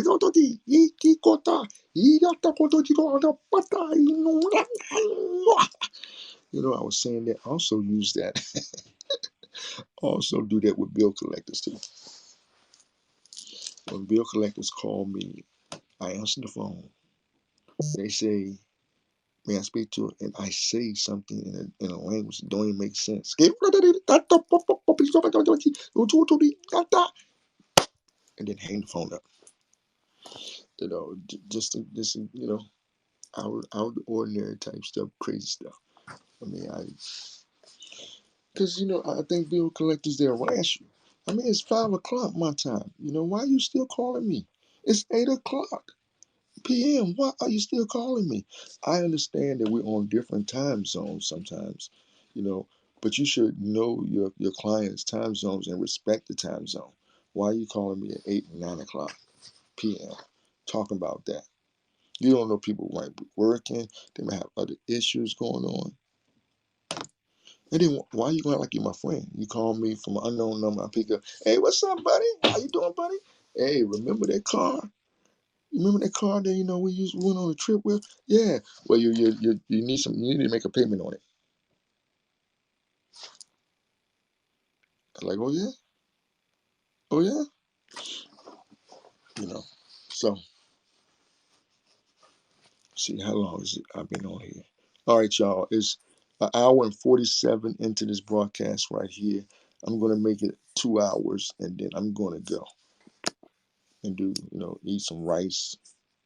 That's what I'm gonna eat, y'all. Some rice. Can make up my mind what I want to eat, so I'm gonna eat some rice.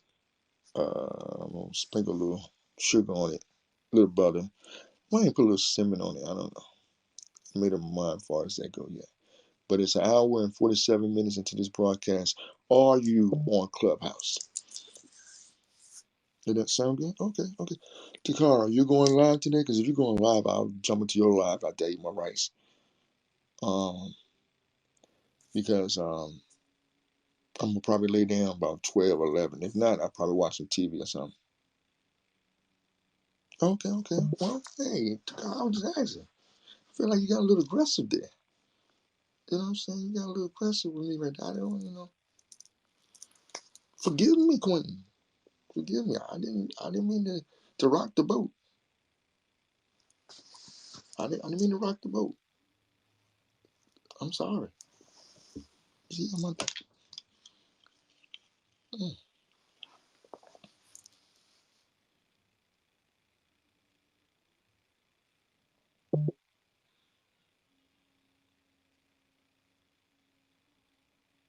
I'm just saying. I'm just saying. Let's have a duo. Okay, all right. Let's have a duo. How you suppose we have a duo? Okay, okay. That for some reason that sounded like it wasn't aggressive, but it sounded like the exact same words. But it sounded like I feel, in my heart, I feel that you said it more nice and more subtle this time than you did the first time. I feel that.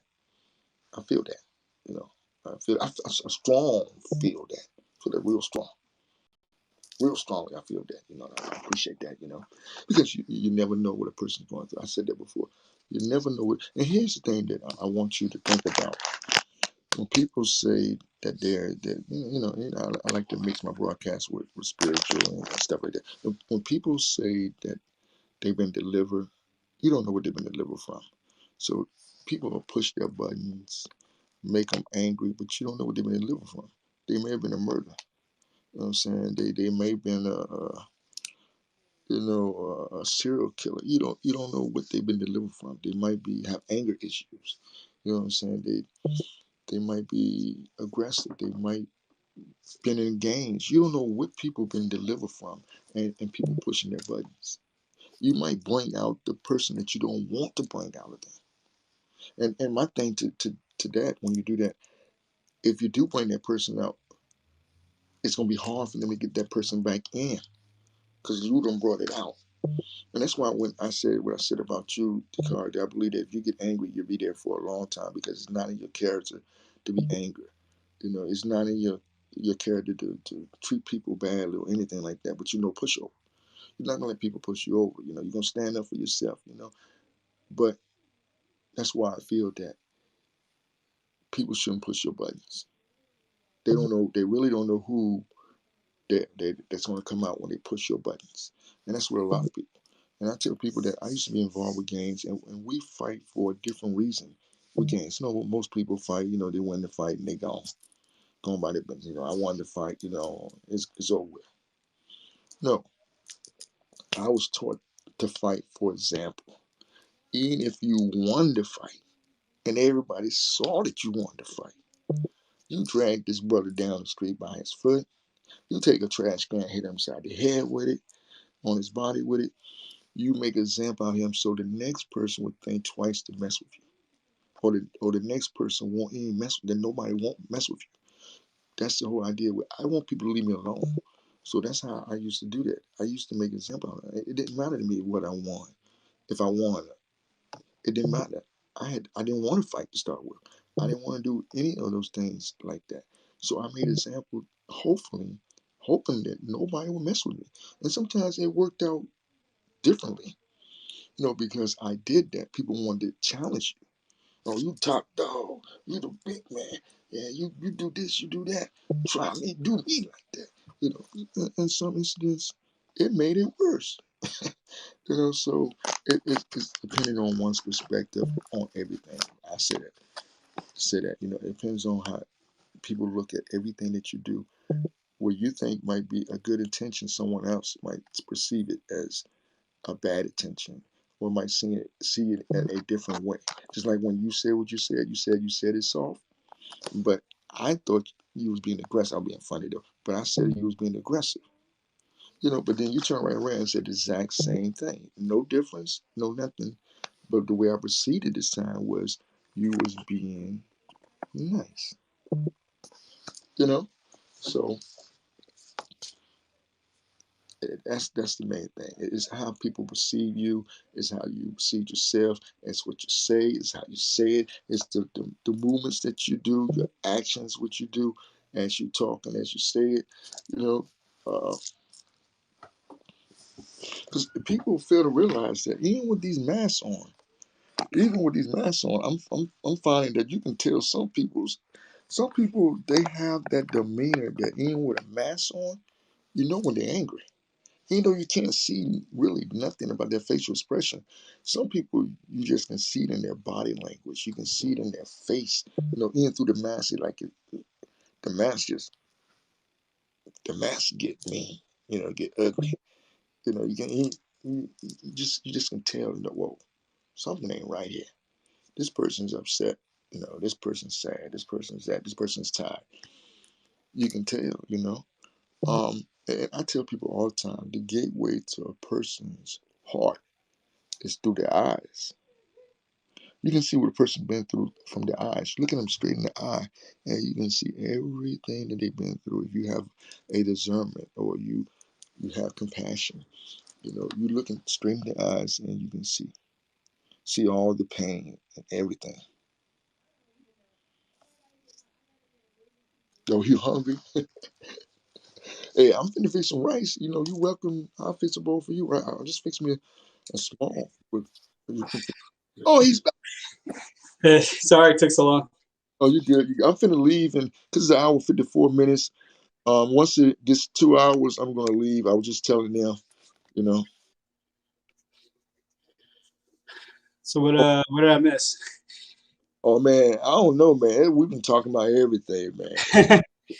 Yeah, it Uh, was just my buddy's dad was cutting down the tree, and so we're just like me and my best friend were just taking the cut pieces and just putting them in the burn pile. Oh man, you're good. You're good. Like I said, Yeah, get a little sawdust on me. Takar was doing her thing in here. I was all right. I'm glad that you're back. Like I said, it's an hour and 54 minutes. It says here we're an hour and 55 minutes and 5 more minutes. I'm going to get off for the day. And I don't know if anybody else go broadcast. I might go on there, but I got to eat me some rice first. So if you Right. happen, yeah, if you happen to go live, Brian, and I do this, I'm going to eat first, and then if you want me to come up, I'll come up. Okay. Anybody else that does the same, but I'm going to eat first, and then I come up. Yeah, I'm gonna take a little break and I'll hop back on. Yeah, I Yeah, plan. I'm just a little nicked up. Got a little couple scrapes from the branches. Oh, okay. Shoulder looks pretty bad though. Carrying all the big pieces of logs and just oh well, country life, you know. Takara, you hadn't been broadcasting like you have when I first got here. Are you okay? Or things, what has changed?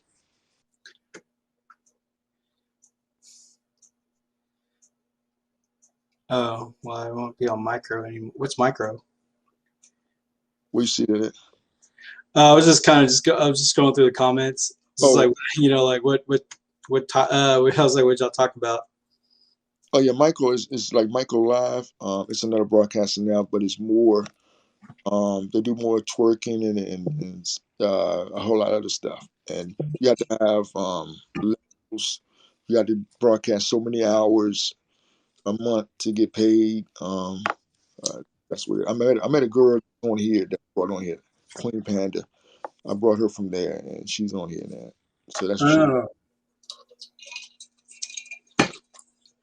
and Takara's hungry. Oh, you only broadcast once a week, really? It seemed like you broadcast more than that when I first came on here, though. It didn't seem like she only broadcast once a week. No, I'm just saying, not just the eyes are the gateway. What other than the eyes? What else is a gateway? No, I was telling him that I feel that the eyes is the gateway to your heart. Hmm. He was saying not only the eyes, the stomach as well. She was.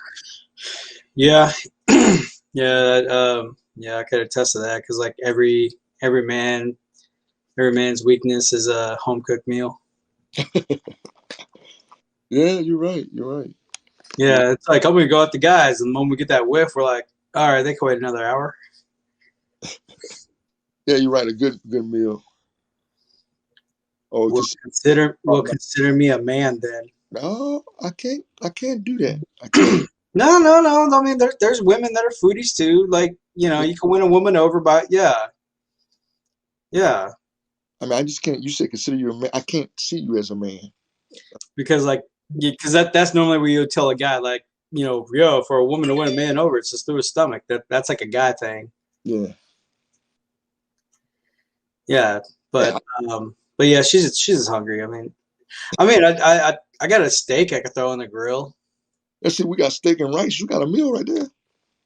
I could like saute up some broccoli and cauliflower, and then maybe like throw in some couscous.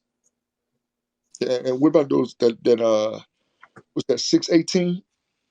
The bottle of wine 618 is good. Oh, 1924. 1924. Yeah, it goes good with you said steak and It's a American Wagyu steak. So you got the Japanese cow with the American Angus kind of. Man, it's delicious. and Like what's that? what?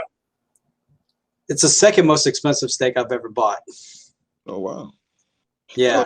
don't really eat steak like that. Um, but I try that. Would you say you have to have it medium rare? I think you said right.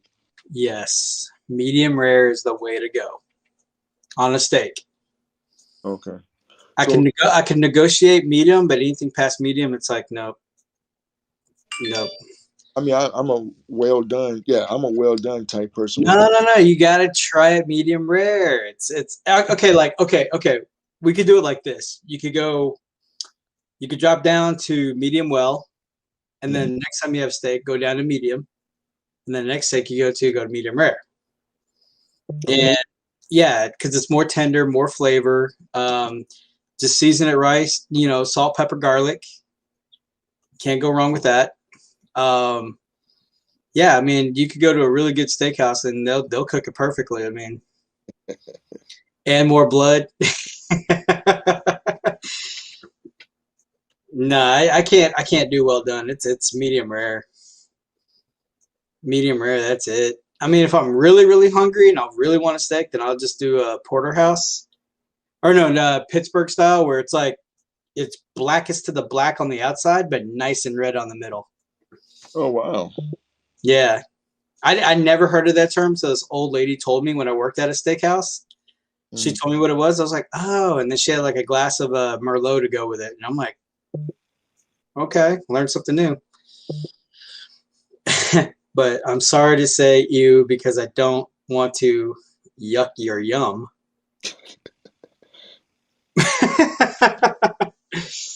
I never tried it, but then I never tried sushi before too. And my daughter, she had me eating sushi. So Oh, I uh, love sushi. yeah, this sushi that she let me try, I like. You know, she would give me different sushis, and I couldn't eat some of it, but this one, and I can't remember what the name of it is. You know, and I can't eat nothing with coconut on it. Me and coconut, we do not get along. Um, I don't like the texture of coconut. I don't mind the flavor, but just the texture of the coconut, like coconut shavings and stuff like that. I don't like that. no, look, to me, I gotta. I'm not trying to be funny. Spit them out. I can't swallow them for some reason. You Yeah. know, yeah. My Yeah. kids, some younger kids, they don't like it. They don't like coconut neither. I just me and coconut, no. And I tell you another thing I don't like. I don't like sweet potato pies with the string. Now I like sweet potato pie, but I don't like the strings in them. Some people make them with the strings in them. I don't know where the strings come from, but they have strings in them. I Oh, I don't like that. oh man, I was gonna say, I was like, man, I love sweet potato pie. I love pumpkin pie. I mean, I like them all. I mean, I'm okay with like a pecan pie. Hmm. Uh, that's pretty good. But I mean, there was one time this lady made like a mixture. Um, Yeah. she made a mixture. It was like apple, blueberry, and peach cobbler all rolled into one. I'm like, and then she had like some vanilla ice cream on top of that. Like, okay, I'm good with that. Life is good. Now, and you said something too. I think it's also blackberries. They have those seeds in it. Now I like the taste of a blackberry pie, but I don't like the seeds that it leaves in it. You know, the pecks when you eat Oh them. yeah, I don't like. I mean, I guess I'm just a funny eater. I don't like stuff that. yeah. But mainly though, my go to is like a sweet potato pie, pumpkin pie, and a cheesecake. Well, yeah, I like. Yeah, I'm solid with all that. You know, and You know, cheesecake is good to me. Lemon chess pie is good. Fried pies. My mom used to make some beautiful fried pies. oh Nice. man, fried sweet potato pie, dude. Yeah, I love them. With Top out with some powdered sugar, and then you got like some. Oh man, cinnamon on it, then throw that vanilla ice cream on top of it. Ooh, yeah. So well, look, we might be having the rodeo later this month. Hopefully, if we have the rodeo, I'm gonna like scope it. yeah, yeah, do 'Cause, that. man, that there's like this one. You never had that? Oh man. Um, Good. but yeah, like yeah, deep fried pie is awesome. But at the carnival, like at our rodeo carnival, it's called a squealer, and it's like this big, massive cinnamon roll with maple bacon bits chopped up inside, and Mm. then you have like a Jack Daniel's glaze over it, and then you have added on top more chopped up maple bacon on top. Oh wow, Yeah, that sounds very interesting. I mean, I now I don't eat pork, right? But if I go to a buffet bar back in the day, because buffet bars not open now, but if I go to a buffet bar and they had bacon or a fat bag, I'll give me 2 or 3 pieces because I see it. But I yeah, don't buy bacon for my house. You know, I eat mostly chicken, turkey, vegetables, fruit. man, You know, I try to stay healthy. I drink a lot of water, drink a lot of juice. I don't wash my face with no soap. I use clear water on my face when I wash it. yeah, Um, I do certain things that to keep myself from looking, old. Now, and I was telling Takara in one of my broadcasts that I was telling people when I was younger that you're not old until you start getting gray in your eyebrows. I got 3 gray in my eyebrows, man. I refuse to be old. Mine's starting to frolic down here. But see, you can get this right here at any age. What people tell me at any age, you be old to get white and gray hair in today's society, the way today's world is. I really stopped paying attention to like society because it's just all I see is idiocy. That's stupid. That's what are really, Uh, dude? Yeah, it's we could go down the rabbit hole on that one, but overall, it's just like the phones got smarter, but the people got dumber. that's true. That's true. That's true. I swear, man, it's just like it's the most. I mean, I have like my friends from Australia, Germany. They're messing me on Snapchat, going, "Dude, what's up with your country?" And I just went, "Oh, we our education system failed us, and that's where we that's how we ended up." Yeah, and I think now since all this happened, man, I don't know where education's going to lie or where it's going. And I know some places right now are taking cursive writing before all this happened out. You Oh, know, dude, yeah, they stopped it. Yeah, they stopped teaching cursive. yeah, and I didn't understand that. And I was telling Yeah, you know that 25 years from now, somebody gonna write something in cursive and nobody gonna know what it is. you know, yeah, they're gonna think it's like some type of hieroglyph or something like that. yeah, Yeah, and then for like the driver's test, they don't teach parallel parking. I didn't know that neither. They don't teach parallel parking Yeah, no more. they did away with parallel parking. Man, I mean, it just I don't know. I guess they think it's easier, but some things with structure. You know, gave you Yeah, structure. it's just they're doing away with manual transmission vehicles and just go with the paddle shifting. Mm. But it's like if you're an enthusiast, you'd want to like shift gears. And I just had a 25-year-old say, "Wow, you could read that so easy." I was reading cursive. Wow. Yeah, I mean, and here's another thing that I realized that in some states they don't teach kids how to tell time. You know how we say quarter What? till, 15 till. They don't tell them like 15 till, quarter till, 25. They don't tell them. Just tell them correct. Right time is 10:13. Like right now, well, it's 9:43. That's all they know. They don't know till they know 15 minutes. They don't know none of the sayings like that. Yeah, I mean, like I grew up on military time because my dad's a veteran. So since a kid, I mean, my dad just be like, "All right, dinner's at 1900." Like, and I'm like, "Okay." And he's like, "You better be awake. You better be awake at 0600." Okay. It's like, okay, wake up at 6 o'clock in the morning. All right, got it. You know, and even like on my watch, even on my phone. I mean, I'm so used to it. I mean, like even on my phone. I mean, military time. So, um, Oh, they didn't teach you that neither, Takara? How old are you, Takara? Oh. Oh, Caitlin is back. What's up, Caitlin? Glad you're back. Oh, you 30, and they didn't teach you at 36? Oh, wow. I wonder when they stop.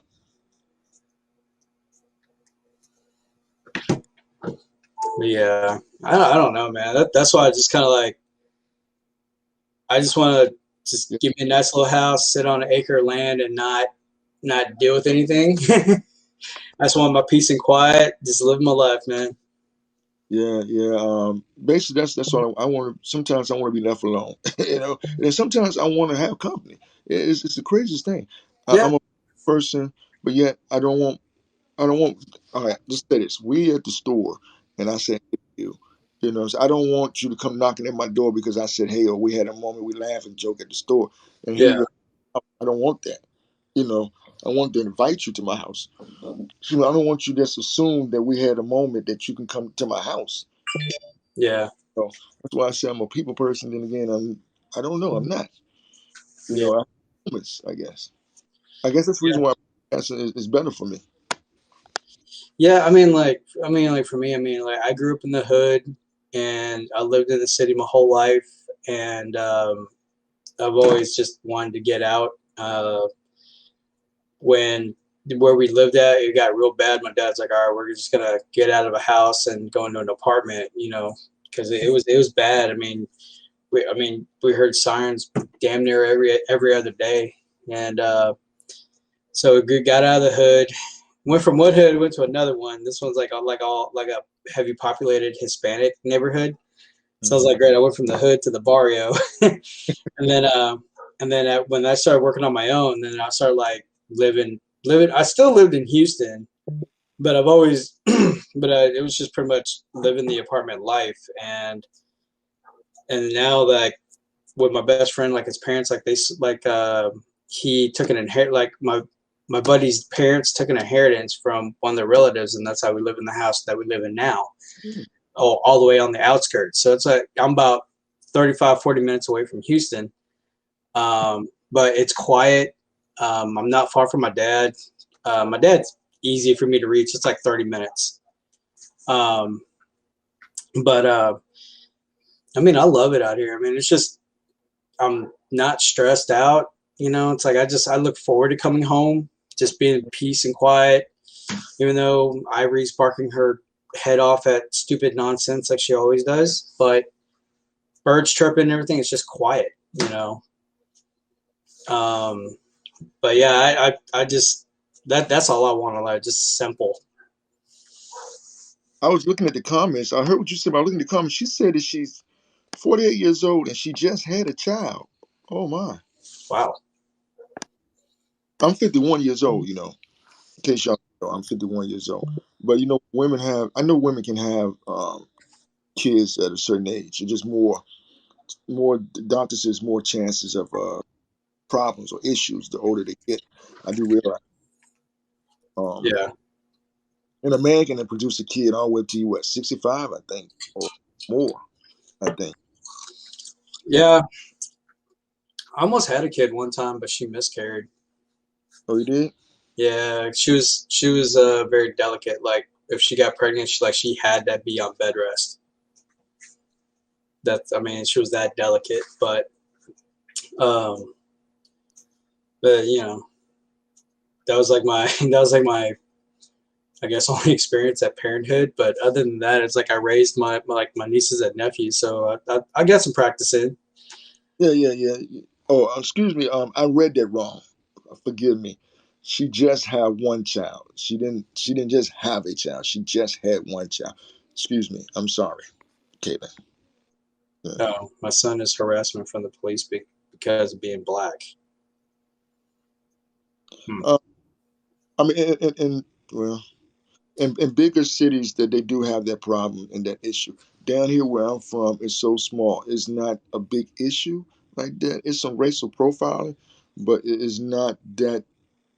You know what I'm saying? It's not like that. They're not shooting people and gunning people down. Here, you know. Um, but it is racial profile. They do say some. You got to just know when they're talking slick and when they're not, and you got to. Yeah, I Yeah. work. I, I've been racially profiled like three times. One by Houston PD. And the thing, like Houston's so large, we have like small cities. We have like the city of Bel Air, city of Southside Place, city of West University, and like I've been like out of all the small towns, like Southside Place is the only one that really harasses me because they need money that bad. They pull over anybody. oh wow. They don't care. They don't care what nationality you are. Like they're like you go 2 miles, you're speeding. You have one headlight, that's a ticket. They don't care. Like I've been in the courtroom. I've been in that courtroom like four times, and it's like I see everybody in there, all spectrum of nationalities. I'm sitting there going like, y'all some desperate. This is a desperate neighborhood, desperate city to like get all these people for like retarded tickets.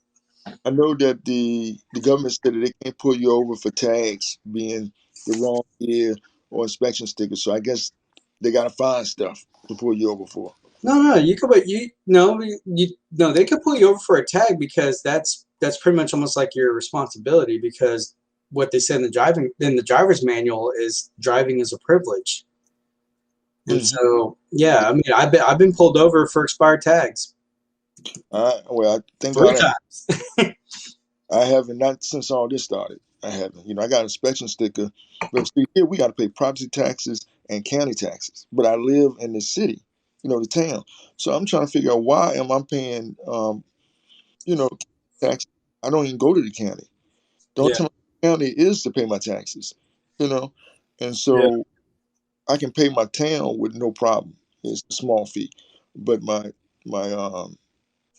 my county tax is like a because I pay every 2 years, so it's 1,400 something. I'm gonna have a little trouble paying that. So my tags, I can't get my tags until I pay all of it. That's the way it is now. Oh, wait, wait, you're on the East Coast, right? Yeah, in Virginia. Yeah, I'm in Virginia. Yeah. Oh yeah, yeah, you're in a blue state. So I mean, and that's why I said that maybe it's not all states, but in our state they said they can't pull us over for expiring tags right now because they know that it's book up. A lot of people trying to get their tags.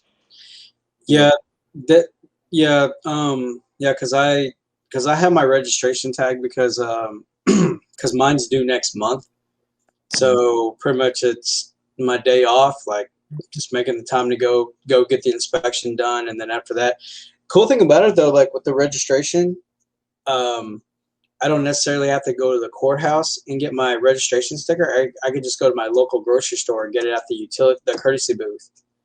I just show them like, here's my registration tag, here's my inspection. You know, you know, I paid $25 for the inspection, and then going to the courtesy booth, then I pay like $75, and then that's it. I'm in and out, boom. And it's one tag. It used to be two. Oh, you only got one tag now? Yeah, it used to be two. So it'll show like your inspection sticker first, then your registration. But now it's just everything's on your registration. So but they just kind of which I'm okay with because it's like, yeah, I mean, it makes sense. In order to get your registration, get the inspection done first, and you can't get the registration without you presenting the receipt saying pass. Yeah, I got my inspection sticker now. My inspection sticker is up to date. I got that, you know. I need to give me some new tires. You know, my tires they pass inspection, but I want to get some of my own. You know. Yeah, I gotta get my yeah, because I gotta. I've been putting it off for a while, but I need to just go ahead and suck it up and get the 100,000 mile thing done. Mhm. I'm 20,000 miles over. I mean, uh, see here things are just starting to open up like that. At first, it was nothing was open up. No gas station. I mean, the gas station was open, but there was no person doing any type of maintenance work. They weren't open. But now they're starting to open down here in this area. You know, the Yeah, maintenance are working. it's it's crazy because they're talking about, oh, the science, but it's like, okay, if we're outside, we're safer outside. They want us to quarantine on the inside, but think about it, if you're inside all the damn time, it circulates. Mm-hmm. So in order to like kind of help your immune system, you got to be outside in the sun. But that's why, like, I really don't like how they just worship Dr. Fauci and the CDC. It's like they always. I mean, there's footage of them with Dr. Fauci flip flopping, and then he wants to play stupid. Like, what? No, I didn't understand your question. It's like, no, no, no. That was plain, simple, broken English that a 5-year-old can understand. So it's just kind of dumb. Um, and then you got people, get the vaccine or, Yeah, or else. And I'm like, fine, bring it on. I don't care. I don't like how it's politicized. I don't like how it's rushed. I don't like it. Plus, on top of that, I'm like, what's the long term effects? Yeah, I hadn't took the vaccine yet, but I know some people who has, you know. But no, I hadn't taken. I've been watching those people that told me they took it. I've been watching them see they're changing their character or the way they move. Yeah, Doing studies on my own, watching them, you know. But no, I hadn't took the vaccine yet myself, and I'm not planning to take the vaccine yet um, at this particular time or any time really. Um, and my thing is, it's faith. You know, it's all about faith. How you carry it. You know, how you eat, how you wash your hands. You yeah, know, and all that. And sometimes you want to go to a place where you can just take your mask off. So I go to the park from time to time. Oh It was. yeah, yeah. There's people snitching about that. Like they'll report you if you're just even if you're by yourself, no one around you, and someone takes a photo and submit it.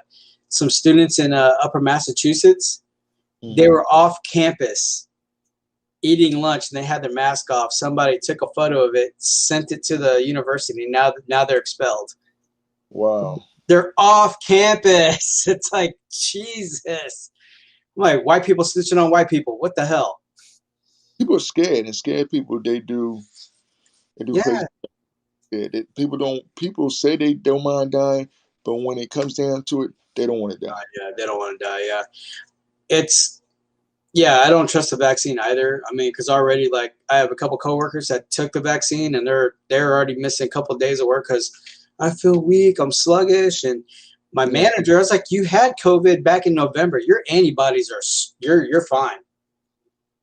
I mean, for me, I mean, I just eat the greens, eat the mushrooms because mushrooms was a key component of fighting this. The was a key component to fighting viruses, Oh, I didn't know that. I just love. pandemics. Yeah, I eat mushrooms all the time. I didn't know. yeah, They yeah. must You have profit. Amazon? Do you have Amazon Prime TV? Yes, I do. Yes. Yeah, look, watch the documentary. Fantastic, fun guy. Okay. It's an eye opener, big time. Okay. Because this guy's been researching mushrooms since like the set like 70s, 80s, and he now has clearance because like his mother has Alzheimer's Hmm. and she was one of his first patients and like it's been over a year now and she's not showing any symptoms of Alzheimer's. Mm. So there is clinical medical benefits with eating mushrooms and with the fibers and the properties and different type of mushrooms, like it helps your immune system. So I'm like, why do I need to get the vaccine? I just eat mushrooms. It's organic. There's no Yeah. side effects. I mean, you could fry it, saute it, you can grill it, you can smoke it, make mushroom tacos, mushroom salad, mushroom stew. I know Yeah. everything about the mushroom business. Yeah. But I didn't know. I didn't know mushrooms was like that. I just like the taste. I get mushrooms and beef pizza when I yeah, get. I mean, I just like mushrooms. yeah, I like them stuffed, chopped, sauteed, whatever. I don't care. I eat mushrooms. Yeah. I even Mushroom. I, I even did the psychedelic mushrooms. That was pretty cool. You know, like those ginger. I drank a lot of ginger drinks. Ginger drink, yeah, ginger helps out too. It helps out with the sinuses and everything. Because I when I had a cold, I drank like ginger tea and then I drank jasmine tea. I never really tried jasmine tea. I think I tried it one time, but ginger is my go-to. You know, I drink it cold. I drink it hot. You know. Yeah, yeah, it's it. Yeah, that's what I'm saying, Carlinda. It's just I don't like how it's like get the jab or else, and then I'm like screw you guys, and then the way how they're doing it now. Oh, you're an anti-vaxxer. You're I'm like I'm sorry. I'm sorry that I'm a free thinker. I can think. I can do my homework, and I don't trust you guys. Now, here's the thing with me with the virus, and I want you to see if you're thinking the same way I'm thinking. All right, now there's one virus that you take two shots. All right, and we know that with viruses, every virus that you have, they got to shoot whatever it is into you. So they actually giving you the COVID, right? So if they give you the COVID and you come around, you're getting vaccinated, you come around people who hadn't been vaccinated, and you running the fever or you're got the shot. Is it a good chance that you're giving the COVID or you're passing the COVID to them? And you know what's really funny? Like when That's you get the flu shot, you have 4 different strains of coronavirus in the flu shot. mm, You had the SARS coronavirus. You had the MERS coronavirus. You had the H1N1 swine flu. yeah, Swine flu. Hey, what's up, Ted? So, and then I forgot what the fourth one was, but you had different types of coronavirus already injected in you in a flu shot. oh wow, I didn't And you want me to get vaccinated? I'm like, you already injected me with coronavirus. I got a Chinese coronavirus. I got a Middle East coronavirus and a pork coronavirus injected in my system. I'm solid. Yeah, you got a point there. I didn't know all of them had that. You know, Yeah. Look it up. Flu shots. I mean, you already got coronavirus in you. I know that people say that if you catch the corona the first time, that you don't have to worry about. Well, I ain't gonna say worry about it, but it gets less. The effects get lesser and lesser as you catch it. And a lot of people, I believe, that had it and didn't know they had it. You know, Yeah, before it came out, there were probably people that had it, yeah, and they fought it. You know what I'm saying? They bought it. They just wondering why they were so sick and tired, but they came through it. So now if it come to them, they don't get symptoms like talking about it. They don't get real sick like everybody else do. yeah. But it's just people need to stop and do their homework Yeah, because all this stuff they put on Twitter, Facebook, the news, it's really putting a panic. I mean, I'm surprised nobody actually thought, "Hey, how's it going, Heavenly Dew?"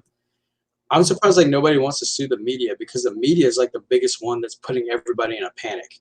The media is putting people in the like in the race in the cultural racial divide. The media is like stirring it up. I mean, I'm so disgusted with the media. That's why I'm just like I don't listen. I don't watch the mainstream media anymore. Um, oh, mass transit.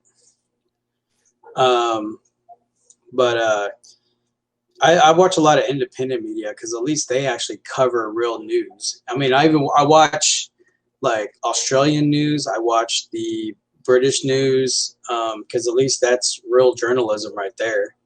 yeah, yeah. I Um, mean, yeah, people just need to be doing their own thing. I mean, um, now with all these little organizations, now that some are shown being a fraud, that's the funniest thing. Because when I remember getting bashed about it, I said, yeah, I support the movement, but I don't support the organization for like the Black Lives Matter. I don't support the organization, and they're like, why not? I said, okay, so with the $90 million that they raised, did it go back to the community? No. Did it go back to the people the victims who were, no. Did anything go towards the black community at all? No. But yet, your co-founder bought bought $1.3 million homes in an all-white neighborhood, and gets a sponsor endorsed by Cadillac. So explain that to me. yeah, yeah. I mean, it's just like the song "We Are the World" back in the day for Africa, and they raised all that money, but what did it do? Where did it go? Not a damn thing. You know? And on top of that, like most of the donations that went through Black Lives Matter went to GoBlue.com, and GoBlue is Democrat, so it's like you really donated to the Democratic Party. So it's like, yeah, and that's one of the other reasons why I don't vote Democrat. I never really, I always vote Democrat, but I don't really get into the politics part of the Democrats. I base my consumption on what they said. Even though I know the president has no control, it's the Congress that have control. He can promise you anything, but he has no real power, and that's what people got to realize.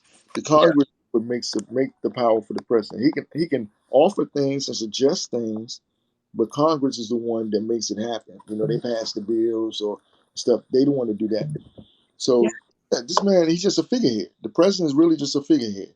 That's yeah. like, I mean, Kamala Harris is pretty much going to get sworn in before Thanksgiving.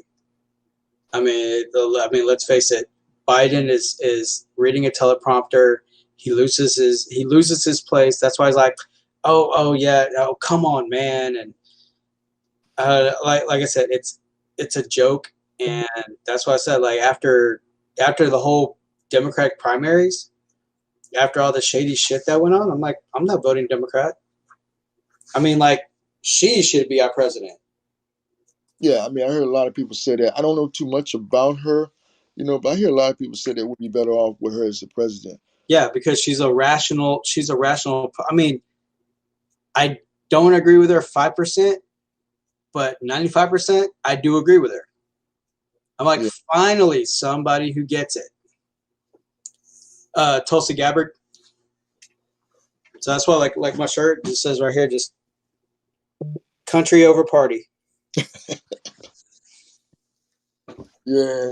But she's an active military. She's an active military service member. She's a major in the military, and she was in the DSC. She doesn't do politics anymore, but she was on the armed services, foreign affairs, all the top committees, and she's always been vocal, like, no, we don't do this. No, this is wrong. And then on the debate stage, when Kamala Harris was talking, and all of a sudden she exposed Kamala Harris. Ever since then, Kamala Harris dropped off. But yeah, we all knew that after how she was treated, after how Andrew Yang was treated, I was like, nah, screw the Democrat Party. I am not voting Democrat anymore after what they did to her. Mm. Just type her name in the comments, please. So yeah, Oh, I mean, I never donated to a politician or a candidate, but I donated like $100 to her campaign. hmm. That's Yeah. how much I was like behind her. And then the way that she was treated, I'm like, man, no. You're welcome. So yeah, and then on top of that, like when it came to like the presidential election, I really don't care for Donald Trump. I don't care for Joe Biden. I could give two shits about Biden. I could give two shits about Trump. But the more I saw, I was just gonna go down ballot. I wasn't gonna vote for the president, but the more I saw Joe Biden and Kamala Harris, and just angered me. I'm like, you know what? You gave me the finger. I'm giving you the finger. I voted Trump Hmm. because I was gonna go. I was gonna vote Republican either way because there was only two Democrats I really did like, but they're in the same district as the guy I was really behind. So it's like, well, one's got to give. So I went Republican. Yeah. I the only thing that I feel that Trump did is that he gave us the awareness of who the enemy really was. You know, at first people smile on your face all the time and they can hide behind your back, but he made it so they came out in the open. So now you know who your enemies are. So now you know who your friends are. Yeah. You can act accordingly when you know who your enemy, who your friends are. You Yep. know. So I mean, I just think that there's a time and place for everything, and this was just the time. This was going on right there. It was ordained. It's the time. This is the purpose for it. It's to get us together.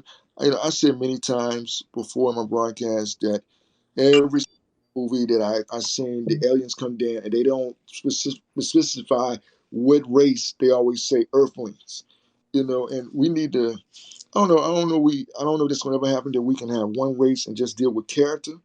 You know, base people on their character and not their race. Yeah. Exactly. I don't know if that's going to ever happen because it's going to always be one My somebody. my take is if everybody would get their act right, we would not be in the situation that we're in now. Oh, yeah, I do agree with that. Yeah. I mean, because I tell people that, because I grew up in the hood. I mean, I've seen some bad shit, but I never once robbed anybody. I didn't stab anybody. I didn't shoot anybody just to get street cred or whatever. I grew up in the hood. I mean, I fought. I mean, I got in a lot of fist fights, but the thing about it is, it's like I never adapted to like, oh, that's the hood life. That's the hood life. No. Um, I've always, because being that my dad was in the military and everything, so it's like kind of kept me in line. And plus, my mom's crazy ass from a third world country kept me in line as well. So, because it's like I rather fight the bully or I rather fight the thug versus fight my parents. Yeah. Because Yeah. out of anybody in my life, my parents were the one that I was scared the most of. Oh, Um, yeah. but it's just that if everybody would really do better as a whole, pick up a hobby or, learn or, be under like a mentorship, go into somebody they could talk to, have like that. That's why I like that big brother, big sister. So you Mhm. have somebody like, and kind of do better and clean up the neighborhood and everything. If everybody would like get their shit together and act right, my God, the outcome. And also too, I mean, like with the minimum wage, if we like raise that up, man, that'd be a better turnout. You wouldn't have to worry about like theft will go down, crime will go down. You know, you wouldn't have to like, oh yeah, I'm working 3 jobs, I'm working 2 jobs or whatever. It's like if the government and all the community leaders in the cities and all that, if everybody got their shit together and be on the same page, my God, I mean, the end result would be great. Yeah, yeah, and you know, from a biblical point of view, they speak of that. You know, that if things get too good, that shortly after that, you know, like it's 3 years, supposed to be 7 years altogether, three, one, four, the other, and then it's supposed to be total chaos. You know, like the world had never seen before. But God is, they, they say that God is going to give us a break from this, and then it's going to get completely crazy, Yeah. unbelievable crazy. I mean, that's from a biblical point of view. But we as people, I don't know. We have our own perspective, you know, and that's the thing. How do you change a person's perspective? For many years, it's been, That's tricky.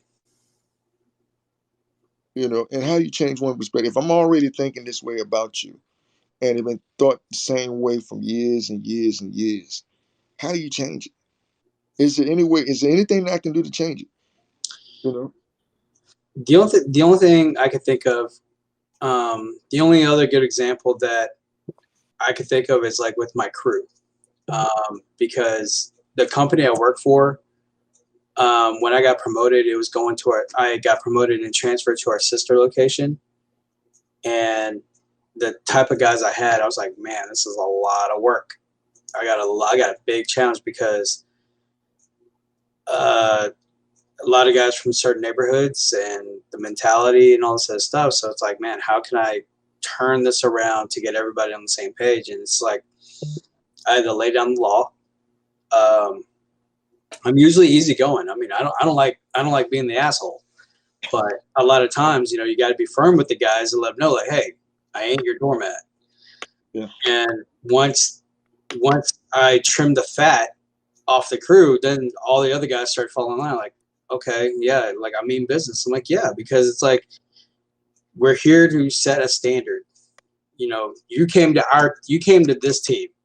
All right, you're wearing our jersey, so we're paying you to do a job and represent, just like in any other job. So you gotta look at it as a team.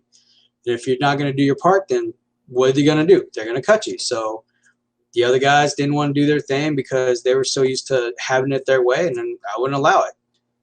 Yeah. And so I trimmed the fat, and it's gotten a whole lot better. And I mean, I hired like 6 guys in the last 3 weeks. Mm. So it's an improvement. I still have I had a guy come in, well, 2 guys come in today that my coworker Alex, because we're the same position, because we both started out from the bottom, and then now we are where we are right now. And so we're grooming the guys, like showing, hey, this is what we're looking for. This is the standard. This is what we envision, because we want you guys to be from. We want men, not boys. Yeah. And all this sagging is at the door. You're coming in, you know. I was like, if you have dreads, but at least be presentable, not look like you're coming off the island or whatever, looking all raggedy and so it's like trim your beard, have it, you know, be presentable. It's like I don't mind, you know, you guys having like a thick beard or whatever, but at least kind of keep it groomed to where it's presentable. Um, and pretty much we're just like, you know, you're not in uniform or you're half-assing on uniform, you're going home for the day, and the extra would take your spot. And by doing that, then the guys started getting in line. They're like, yes sir, yes sir, yes sir. And then after that, it was easy going. Like, hey, you know, I'd ask one of the guys, like, hey, can you go deliver this real quick? Take about a few minutes. They're like, yeah, sure, no problem. I'm like, oh, all right, cool. And I was like, yeah, I'll pay you. You know, hey, you want some extra overtime? I got this little project. Come help me out with it. Yeah, yeah, okay, okay. You know, and then after that, now they're like wanting to know, like, I got one of my crew member now because he knows that I'm a bourbon drinker and all this. Now he's stepping up his game. He's just like, hey, well, what's that one you introduced me to? And I'm like, oh yeah, you know. So it's like now they're calling me like, hey, how do I do this? And so it's like, okay, now they're coming around. It's a little tricky. It takes time, but it can be done. Yeah. I do believe that Something's going to change. All of this that happened to us, and the way things is going down, it's going to bring, like I said, a new norm, and and I'm praying for the good of it instead of the bad. But Yeah, where there's going to be bad. You just want to be more good than bad. You yeah. know. There's only change if they're willing to do it. But if other people are just kind of tuning everybody out and shutting everybody out, then it's like you could only control what you could control. Yeah, that's true. Um, but some people like I think the slapper reality is when they actually hit rock bottom. Mm. So I think when they actually hit rock bottom, then they're like, okay, I need your help. Then you're like, okay, come on. That's the only way I could think of. But I mean, it can be done, but it's tricky and it'll take some time. So you just got to have the patience to do so. Yeah. Well, Brian, I had a good time with you. As I like to normally do, get the hours in, evening, but I don't. We're We're home. 40 minutes over. Yeah, yeah, I'm getting hungry too.